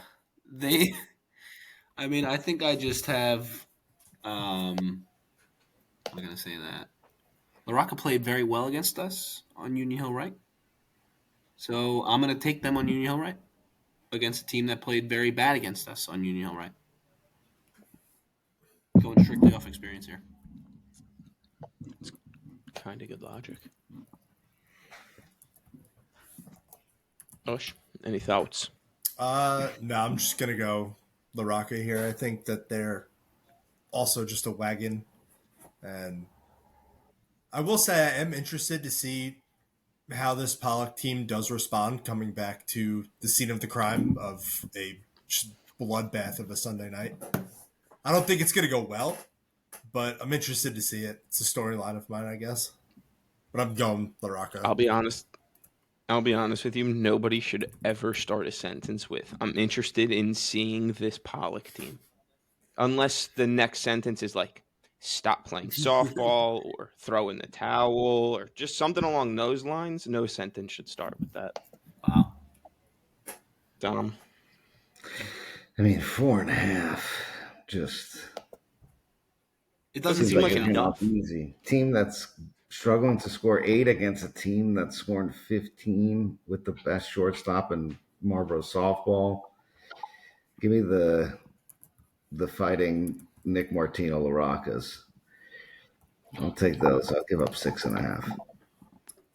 What would the spread have to be for you to take Pollock in this game? 10? 7.5? I was gonna say it's 6.5? got to be at least like 7.5, 8.5. I will say this is a trap game for Frank because AJ can pitch really well. They play good defense. They have a couple guys that can hit home runs, and they can make this game really interesting. I think LaRocca wins by 8 or loses by 2. I think there's like either out. I think they win by a lot or they could lose this game. I'm taking a 4.5. If I do like Pollock's team. And I'm taking Frank's team just because they're on fire right now. And I'm not going to bet against them. But if they weren't kind of riding this hot streak, I would take Pollock with the 4.5 easy.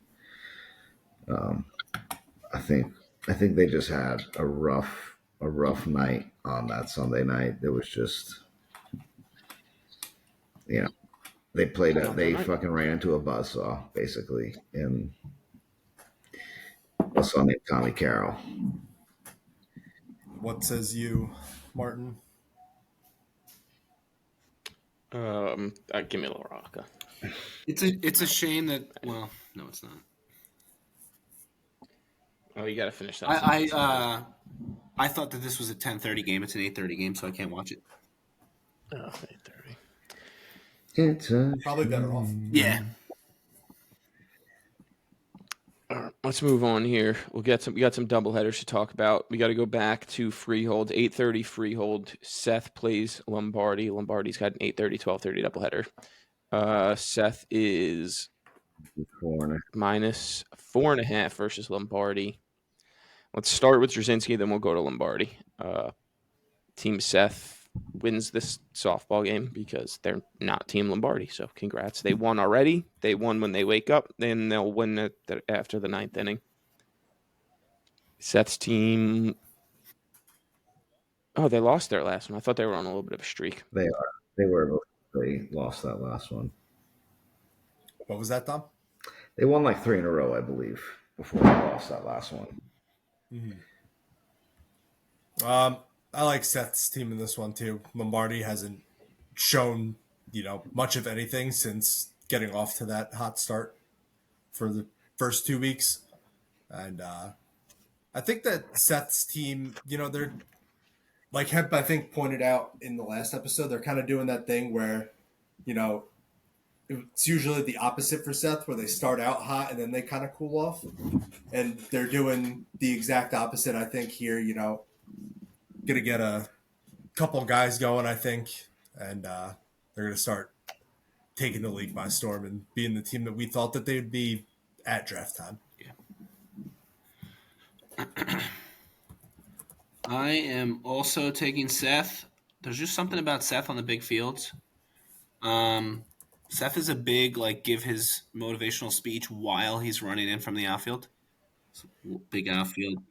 Yeah, he's flying in from right center and delivering a great speech on the way in. We got to get him here, fellas. Let's go. Gets me fired up on the sidelines. I do want to watch. I actually take back what I said before about having to linger for a Lombardi game. I do want to watch a Lombardi game and see what's going on here. They have talent. They have a lot of talent on the roster. They do. They definitely. Marty, they do. They've got talent on the roster. It's there's just. I wonder why they are so dead every week. We'll get to find out. Union Hill, right? 12:30. I know that's not the game we're previewing right now. So I think you and myself know the answer to that question. I want to watch it. And Marty also knows the answer to this question. We have guesses. How many Lombardi games have we all watched? I've watched 0. We just did one. You were. I played it. We watched them lose to Pollock without their 1 and their 2. Yeah, that was a lingering game. I watched them lose to my team. I watched them to lose to Goldfarb. I've watched their last 3 losses, and I could tell you. And they lost to Klaczynski at East Francis the game before. Did you watch that one? So yes, because I remember. I want to watch and just see what is happening. That's the game that Taco hit a walk-off hit when the second baseman was out of position and Jim threw it to the wrong spot. Mm-hmm. And the game before that was when they played without Jim, Ramon, and the Schmitz at Middle. They played 9-man at Middle and got tickets after the game. That ended their season. That killed their vibe. That ended their season. Yeah. Yeah, that's it. They got no life anymore. I definitely believe that that's their issue, because the issue is not that they have bad players all up and down the roster. That's not what the issue is. Maybe they do. Yeah, I don't know. They do have a lot of missed games here by a lot of guys, so that's tough. But there's something to be said about the Joe. What's that, Don? There's something to be said about the Joe. Yeah. When you're like a kid and you're playing ball inside the house and you break your mom's vase and you try to glue it back together and it looks like you're in, take the short bus to school, but you think it's fine. That's essentially what this do. They have all the pieces of a vase, but they fucking glued it together. Yes. Yeah. And that's what we're seeing. The dipshit vase on the field. Right. Was a nice vase. Was a nice one. Yeah. They have, yeah. When I pick up first with anyone bought it in the again. store, looked great. I put Seth in the Bomenblit category, even though they have a better record. That I still want to see them play consistently well, but I can't in good conscience take Lombardi until they fucking show. I'm in the same boat, and then they have to go and play Marrone on the back of a doubleheader. So I think they And that's already Marrone's first, lose. right? That's Marrone's Oh, second game. So Marrone plays Wallman at 10:30 and then plays on the same field at 12:30. Lombardi plays at Freehold, has 2 hours off, and a then little has to bagel, a play little their game. schmear. Maybe you win the first game by accident. You got a little hard on driving to Union Hill with a little bagel. I don't know. That's a long drive, Right? and you're stopping for food Yeah. out of the AC. That doesn't seem like And that God forbid travels it's too bagel well. talk because they've got that cinnamon toast bagel with cannoli cream cheese. That'll put you down. What? Very good. Bush. I would hope someone doesn't Telling eat you. that. And you know what else they have? White cookies. You know black and white cookies? You know Just I'm at Marrell too. I'm close. Yeah. Oh, I've been going there after games Oh. every day. Every Sunday. Every Sunday. this is a win-win for Marrone because if they beat Wallman, they're going to be buzzing, and if they lose to Wallman, they don't have to move or go anywhere. I think they see a very disheveled Lombardi team and feel like they can get right again real quick. So, Yeah. And, I mean, the Marrone team has just a bunch of momentum that I would like to see them carry over. It'll be a week and a half after their last game where they had all that momentum. Can that type of momentum carry, or are they going to have to find some new momentum against Wallman? Because that's a pretty interesting game. I think that's a good test for I Marrone. was gonna say I'm very interested in this Wallman Marrone game. It is a pick'em, which I think is a pretty sick line. I just don't know what to make of this Wallman team right now. I mean, they started out really good, and now they're found themselves losing 3 straight. I think just kind of fell right back into the middle of the pack when a lot of people might have picked them as a heavy favorite after the first 5 games of the season here. Losers are 3 straight after starting 4-1. Yep. A lot of close games, but that's kind of, I feel like, what we were talking about in the beginning of the season too. You know, you win a lot of those close games, there is a chance that you do lose a lot of those close games, and that could be, what's really happening to them right now. And hopefully they clean up whatever they're fucking up with and get back on the horse here. Something interesting looking at their game logs. I'm about to read you their missing players throughout all their games so far. Mm-hmm. Ready? Opening day, they miss Ryan Wallman. Next game, they're missing Mark Z. The next game, they're missing Ryan Wallman. The next game, they're missing Ryan Wallman. The next game, they're missing Mark Z and Ryan Wallman. Then they miss Mark Z. Then they miss Mark Z and Ryan Wallman. And then they're missing Mark Z and Ryan Wallman.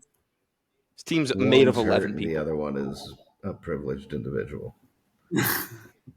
That's Do crazy. we know why Ryan Wallman? And they still don't lead the league in missed games. Do we know why he's missing games? He's finishing up school or something. The same reason Dan Kessler. Okay, so he's about to start showing up to a ton of games because school's over. I guess so. I hear he's not bad though. Crazy. He's not.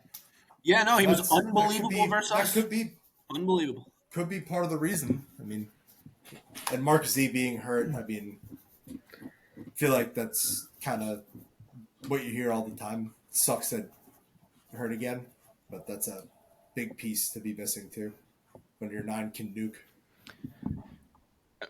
3 of this team's highest 4 OPSs. Sorry, 2 of the top 3 of this team's highest OPSs. Ryan Wallman and Mark Z. So, yeah, they're struggling a little bit, and they haven't had small sample sizes. Those people miss a lot of games. But those are 2 important bats in their lineup, a speedster that gets on and a power threat to hit with people on. Missing them hurts their lineup, I think. I think this is the game I'm going to go to. Ryan against Chase. It'd be hard. Those 2 fucking animals on the same field. It'd be hard to not go to this game. And it's at Union Hill. Plus, there's another game after it, so that's always appealing. Yeah, that game is, shit show at the fuck factory, but I guess it is another game, another reason to linger. Isn't that what we're always looking for after your game ends? That's the thing. I know I can go to the Rosenstock Byko game, and then I still can just linger for no reason over at Union Hill after that. On top of it, you could just have a real fucking, a gluttonous Sunday. And then we got the night game.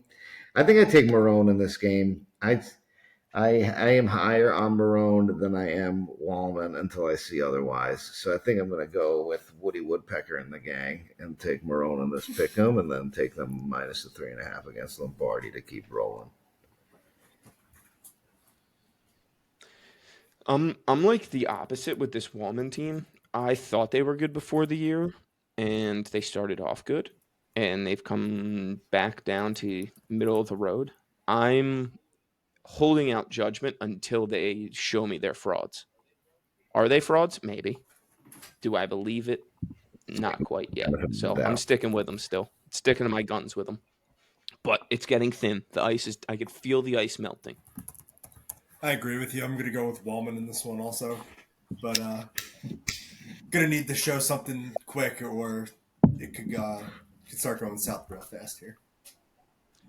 I also think Todd's one of those guys where he never lets it really get out of control. I think he usually has a good pulse on his teams, and when he knows things aren't going well or if things need to get shaken up, lineup changes, defensive changes, he always kind of is willing to do that sooner than letting it really fall apart and get out of control. So I'll give him credit in that sense that I think he's a really good manager and knows how to get the most out of his guys when it gets a little stale. So look for them to maybe tweak up a couple things here and there, and then see if they can get it Big back on Todd track. Wallman guy. Yeah, I don't think I've ever seen Wallman have a bad team. Always just 500 or better and competitive. I also because I was about to say this team is 4-4. They're minus 18 in the run differential, which is bad for 4-4. Obviously, they've lost 3 straight games. I don't know when they're going to turn it around, but I think that by the end of the season, they'll be one of the more dangerous teams in the league again. Marty, are you able to quickly look up how many extra base hits they have as a team? Yeah, go to the year-to-date stats tab. No, year-to-date team tab. Wallman, they have 13 doubles, 3 triples, 3 homers. Okay. So 19. 12 of those are from Billy and Chase, and 8 of them are from Chase. Oh, my. This team's not even in the top 10 in runs scored, and I did not expect that to be the case with this team. Yeah, their differential's still only hurting from that one game against Laraca at Muni where they lost 19-4. Everything else has been within 3 runs. 4 right. runs. Who did Hem take? I am going to take Wallman to pick him versus Marrone. Yeah, Marrone coming off a massive win in front of everybody. This will be in front of a solid crowd too, but I'll take Wallman. I really think this team's going to turn around at some point, and probably not that far from now. Maybe they're turning. You think Ben would let me skip my game to come watch this? Because I'd rather watch this than play mine. He won't even let you pitch, so I just I don't say think why Ben's listen. going to be thrilled with that question. This rain Add it to the gets list. pushed back. All right, and then we all take Marrone to beat Lombardi because. All right, and then the last game, after everyone goes home, naps, eat some food, we come back to watch Wallman beat up on Klaczynski at 6 p.m. Do you think, Dom, that Wallman's outcome at 10:30 has any impact on how they respond at 10:30? Tell you what, give me Klaczynski in this game. We're going to nap. I was going to say, did we skip one? I'll take Klaczynski in this game. I will take them mainly because I think for some reason they're gonna have a moral victory in the morning, and I don't think this team could get any worse in a day-night doublehead. Like have an 8-hour, nothing's throwing them off. They are what they are. And I think Wallman's gonna have to fucking deal emotionally with Ryan Amato, with Galliano, with fucking Glenn Marrone, maybe Marrone's daughter, and the whole entourage, like emotionally taxing. Go home, deal with your family, deal with your kids. Wish you weren't alive, and then you got to go back to the field to play a team that you're supposed to win by 6. This has everything. Give me the underdog here. That's what I'm doing.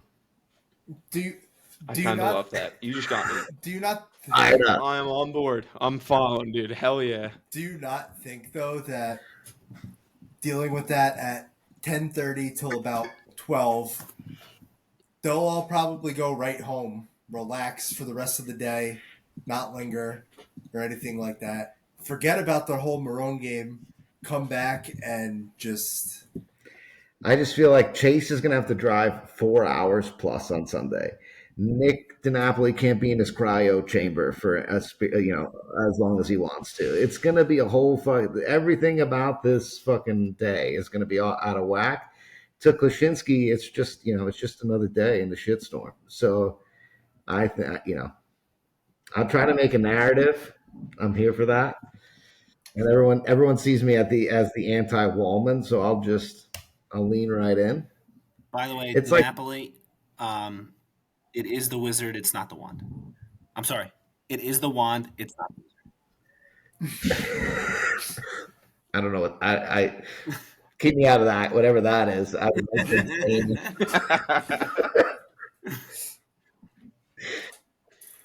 There's an inside joke between John Yeah, and that's Nick a scary DiNapoli. thing. I'll say.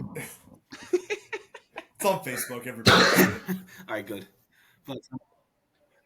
I'll say this though, there's nothing worse. Like you say, Ush, can you go home after playing Marrone and then just forget about it and bounce back?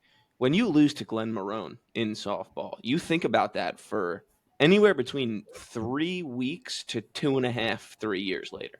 Like you don't forget about losing to Glenn Marrone. So there's no going home and being like, oh, all right, well, we'll be right back up soon. No, it's fuck, I lost to Glenn. And then when Todd's having a nightmare in December, he's like, it's like chlamydia. Yeah, you can take medication, it'll go away, but you'll never forget you had it. So I hear. If they win, then maybe. Oh, nice save there, Dom. Nice save. Yeah, if they beat Marrone, then it's a different ball game. I agree. I think that game matters more than the Lombardi. How do they do in the morning? And same thing for Marrone's team. I think Marrone's team could lose the first game and win the second one. You know what? I'm going with Klaczynski just based off of you can't lose by that many runs in a day. It's just they can. 12? They certainly can. Yeah, I'm here for it. Why would you set that bar for them? How damn it! All right, Hemp, who do you I'm got? going to go. Wrap us up So we're here. really just not going to pick the Marrone Lombardi game?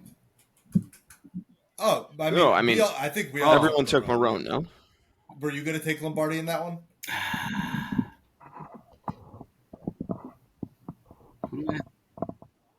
Why? Why are we thinking about dude? this, Sean? I'm Dom. Yeah.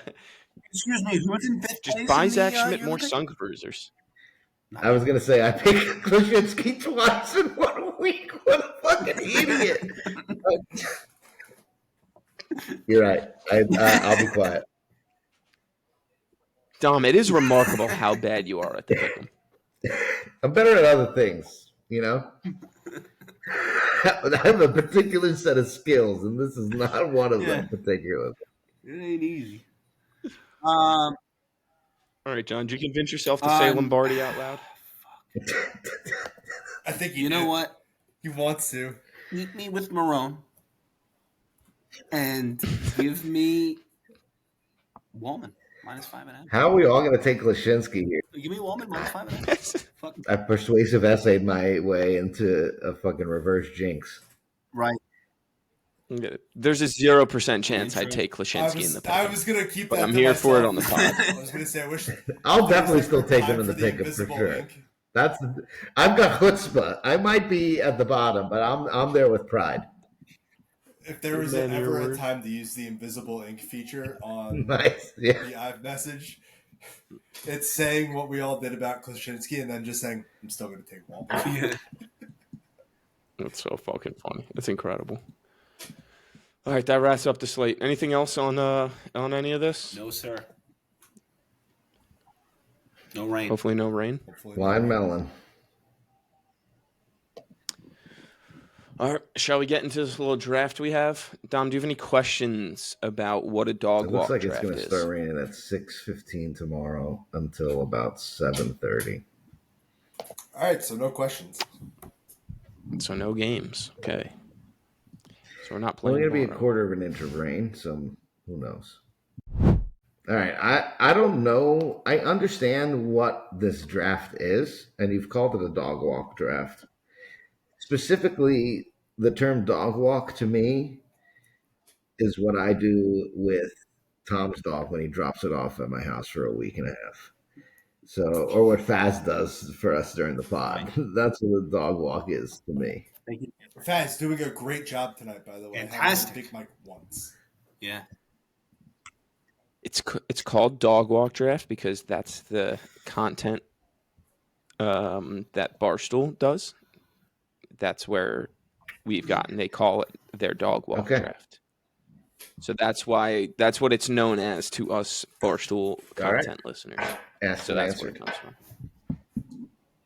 What it actually is, and people might remember we've done this in the years prior. There's 4 categories. There's 4 rounds, and you can only take one pick from that category. You can take them at any point in time. So the 4 categories are the best assistant coach in the league, the person you are most excited to see in or at a primetime game, the most on-the-field aura, and the person you'd most like to hear mic'd up for the length of a game. So those are the 4 categories. So we got to find people, places, or things that fit within those categories and take them. Any questions, Dom? No. And as the confused one of the group, what pick do you want, 2, 3, or 4? Because John's going to go first.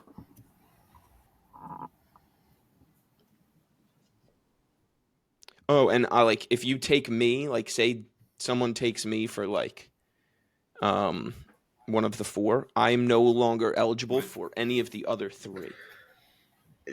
You can only draft one player once, so there's 16 different names we're about to put up Correct.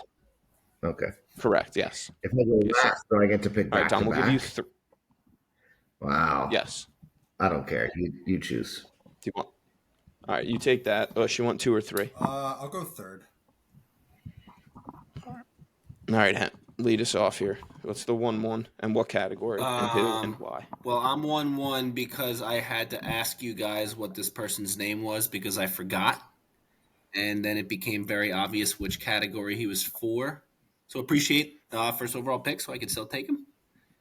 Person I am most excited to see in a primetime game, which apparently so is whoever picks the umpires for the primetime games. I'm going with Fogarty. Fogarty in a primetime game, you know you're gonna have a good watch. You know it's gonna be a great watch as long as you're not in the game. The guy's in the game, not thrilled. The guy's not in the game, thrilled. Supreme journalism, John. Dude, incredible. Nobody makes a 2-team softball game more about themselves than Fogarty. Game has nothing to do with softball when he's doing it. That's a fantastic pick. I didn't even think about that until you asked that question. I was like, fuck, John's thinking outside the box tonight. We're going to be in trouble. As soon as you said it, I fucking knew. Yeah, all of you knew exact. Marty, you sent a message that said, great pick, and then unsent it right away. I saw it. Yeah, no, I didn't want to get them thinking about it. I was going to text that to you on the side. I don't know why I didn't just ask you on the side. I thought about just texting a random person. Who's that one? I thought about texting Zach Schmidt. Who's the guy that tossed you really quick last year? When you breathed. You said 3 words. All right, I'm going to go here. I'm going to take a very controversial taking for what category, no? I guess it doesn't matter. Oh, when we're writing it down? You can write it down. And have people vote on the winner like they do? We can. We can. Not a hard line. Can if you'd like. All I'm gonna rustle. I do this every week. Rustle some feathers here. Best assistant coach, and I don't think it could be more obvious than what this man has done for his team this year. He is very active in the coaches group chat with game planning. Who's going to hit where are we playing guys? Who's running for who's coaching third base? There is no better assistant coach in Marlboro softball than Daniel J. Kessler of Team Mother. Game Changers. The guy does it was the all. Only name I had written down for that category. I mean, we would be nowhere without him. And shout out Danny He walks Kess. like Ben. He talks like Ben.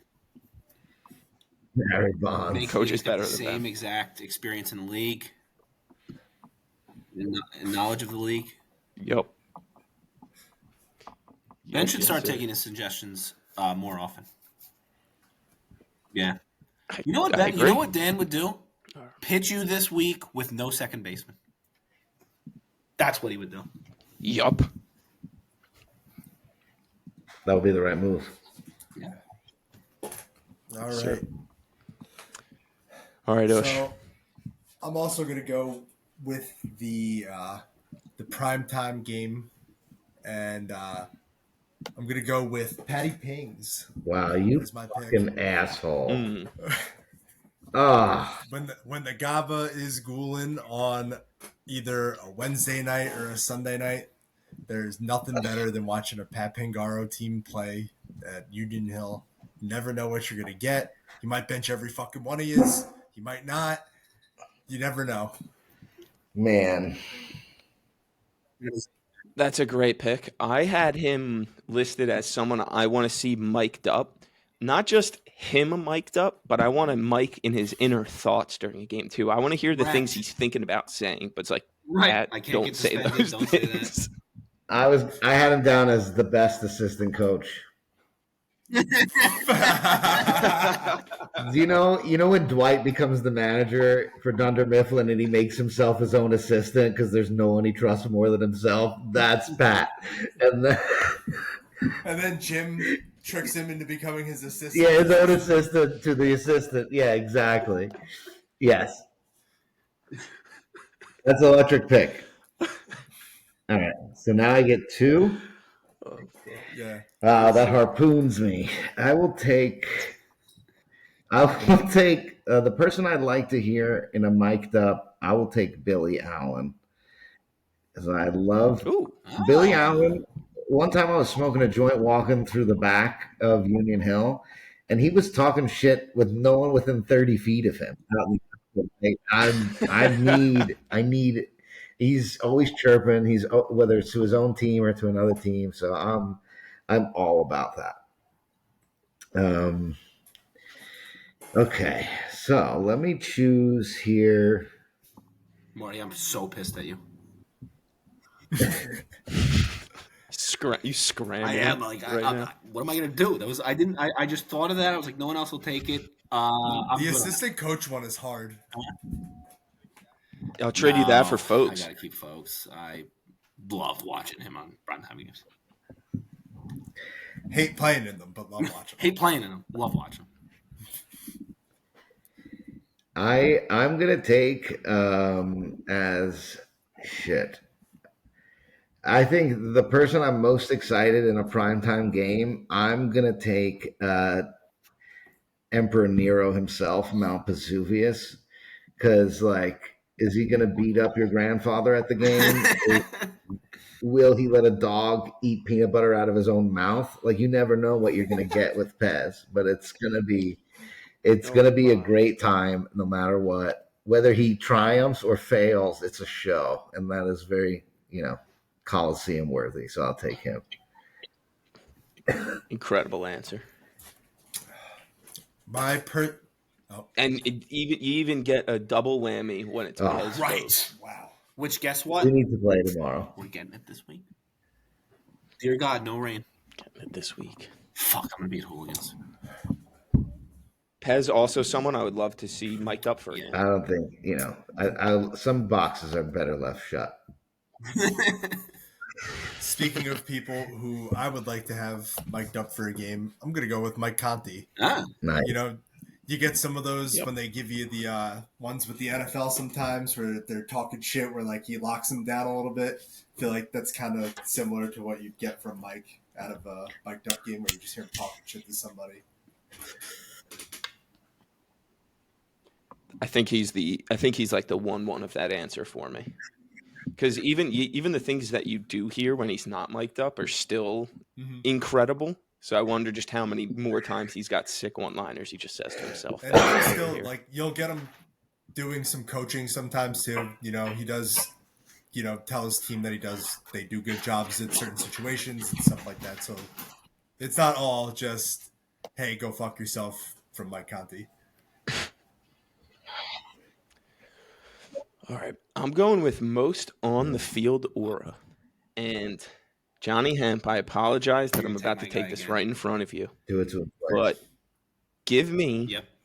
rookie Dennis O'Connor. I mean, that man has a step to him on the field this year. And I know that's going to be a little bit of a bold take, but I like the cut of his jib on the field. He plays well, and he's always smiling, and Yes, he's looking he is. good He looks in great. the uniform. So Got the shades give going. me And Dennis, do not stop wearing those rec baseball pants. They look fantastic. No, Dude, They look great. them with the high He's- socks, bud. he had said that Incredible. he can't wear the pants anymore. I think he said he's a better player in shorts than in the pants, so he hung up the No. pants. If the pants, this is gonna sound weird. If the pants come off, I'm out. agree. You can't take off the pants.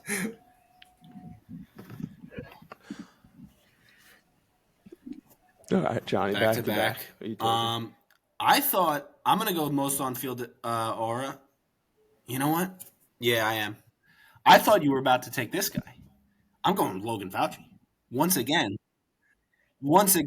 there are yeah. like 700 Logan Faucis walking around in MLB The Show as people's my player.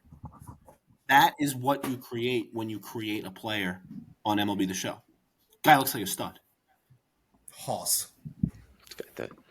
He's got the whatever you want to call the everything. Bryce Harper type Everything. face paint. Got the Electric. Vipers. He's got the coolest attribute or the coolest. Dom, help me out here. Give me a word.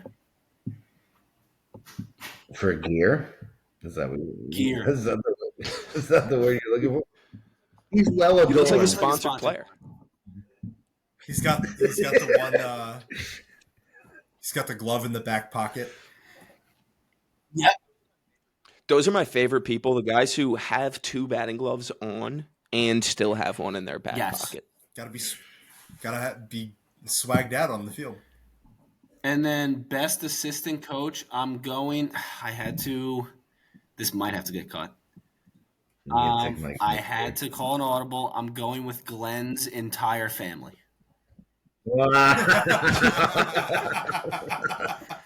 Glenn's entire family, best assistant coach. We know they have more say than, and that includes Brandon. It includes Brandon. Great answer. Glenn's family.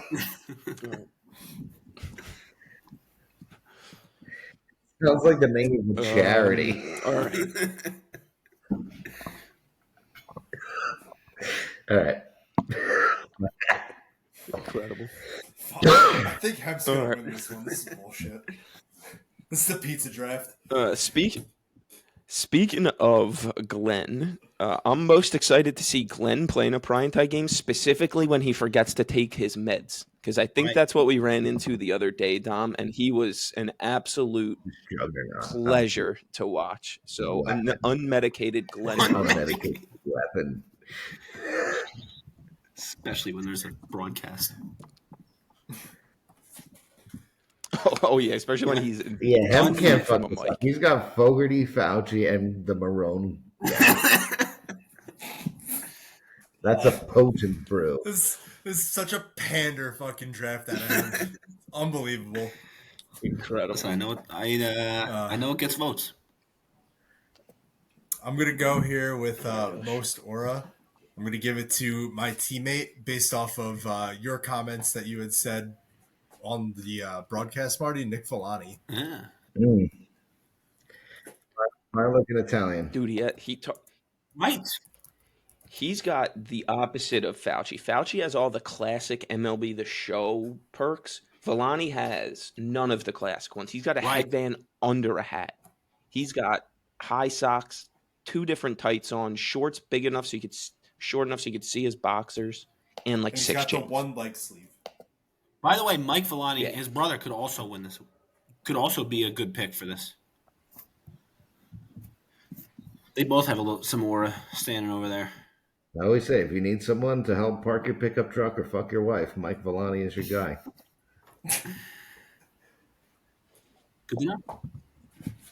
All right, Tom. Last 2 picks for you here. All right, I'll do my field aura. This one is easy. This guy, he is the league. He is the board. Yep. He is Great Queens pick. Boulevard. Great pick. He's Joe Momoa. Mm-hmm. Oh. Wow. Damn. Most for The pants that match. Oh, Can I just say who I Right. thought you were going to say because everyone's done with that pick? I thought Sure. you were going with Ed Brian Dawkins Fratkin. No, Joe Momoa. Joe Momoa's the face of the Zero league. aura. He's Queens Boulevard. He's got Queens. Yeah. he may have a noodle for an arm, but he is the face of the league, the face of the board. He's like the guy, the politician, the party makes you vote for because he looks really good and has well put together family, Right. and and then you got the Rothschilds behind closed doors. That's more Fratkin. So you have that's my on the field aura, and then I think assistant coach is what I have left. You're going to take my pick right in front of me. I feel it.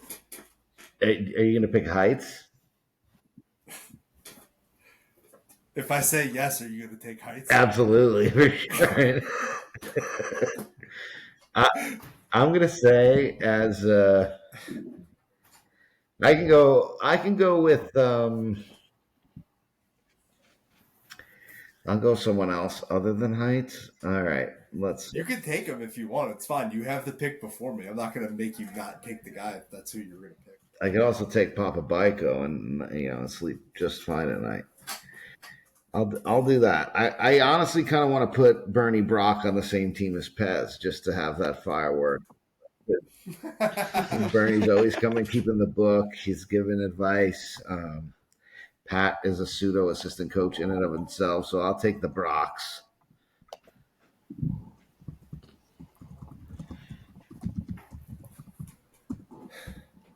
I know, sure you take him. I'm gonna take Assistant Mike coach. Guns Yep. Since Good pick.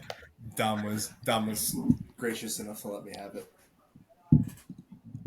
Reid Goldfarb not going is an absolute crime against humanity. Have you seen that guy I have coach seen him first coach base? First base, but this is retaliation from not answering text He's messages. Right. Martin. He's snubbed you for days now, and that's head coach material. So I couldn't put him in this category. Oh, man. All right. The person I want to most see mic'd up, and it's not because it'll be fun, it'll be to actually get like a word count. Dave Polzer.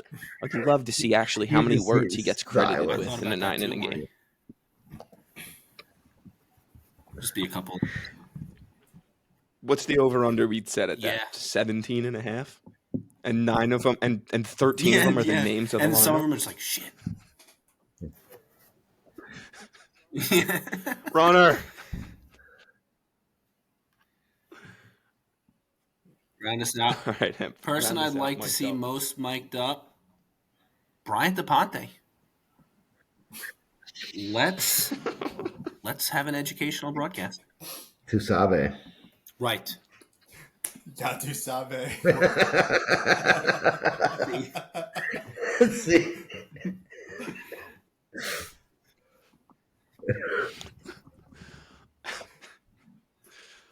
All right, fuck. All right, any honorable mentions? I had Ben for most mic'd up. I feel like picking him and Pat for that are the same.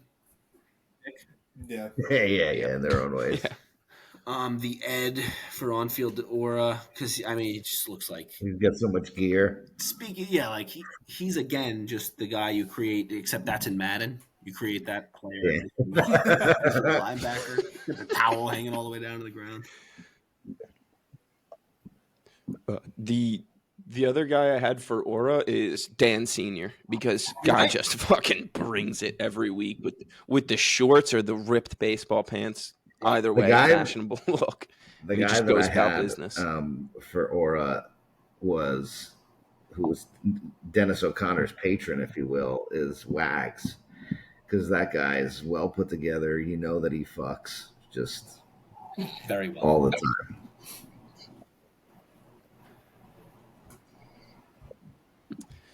And then other honorable shout out. I had 2 legitimate answers for assistant coaches. I think Joe was legitimate. Joe Caputo and John Hempstead, I think, do a lot for their teams that go like under the radar. Hemp was on my list. Really? Hemp, he didn't crack the top 10 for me. I'm actually shocked to hear that from both these guys. And then mic'd up, I want the car ride from Paul picking up Jim to the both Lombardis ending up at the field. I want that part of the Lombardi day. More words spoken, that car ride or Poulser on the mound? Oh my god. Yes. Push at 17. Oh man. The car ride. What kind of music do you think they got going on when they're driving over to the field? Or you think they just got a pop? Classic jazz. Go listen to this right now. Oh man. Shit. All right. Anything else? Any other comments? Otherwise, I think Pretty we can impressive wrap how this long up. we went with no softball being played. Great job by us. More content delivered. We talked about wanting to do more recaps or like previews in more depth. I think this was a very good job going in depth with the. Right. Yeah, I had a lot of complaints personally that it was only like an hour and 20 last week. I was gonna say everybody complained about a long episode. Here's 2 hours and 20 minutes. Take it. Right in the I was middle. gonna say we got complaints when it was 3, but we got more complaints when it was 90. Right. And Dom, are we sure those complaints about the 3 hours are legit? Sometimes I hear that. Well, I think they're complaining to us openly, saying, "I can't believe I have nothing to do with myself that I listen to 3 hours." Yeah. And I think we're the brunt of. They're like, "How dare you make me come to terms with the fact that I have time to for work?" That's what I think. Also, the fact that we're all willing to dedicate 3 hours of our time to sit around and talk about this for them probably adds into the comments on how is this 3 hours. Now you're making us have an existential crisis about it. No, I have no existential crisis. I don't care. It's Tuesday at 10 o'clock. I'm a sad person. Been at this desk for 6 hours. Literally do nothing. Very dangerous is happening with me because I'm having a lot of my friends in for meetings and they're telling my colleagues that I'm on a podcast and then they give them the name of it. And like, if any of them listen, that's it. We need viewership. Let's just hope that they start listening from this point on and not the last 2 episodes where we're all just absolutely maniacs. You're an angry little fella, huh? Didn't know you were an attorney too. All right. Anything else, folks, that we want to talk about? What's up, Dom? What was that, Dom? I said Hemp's co-workers aren't going to be like, you were an attorney? I didn't know you were an attorney too. You have other jobs. How does he do it? Anything else, folks?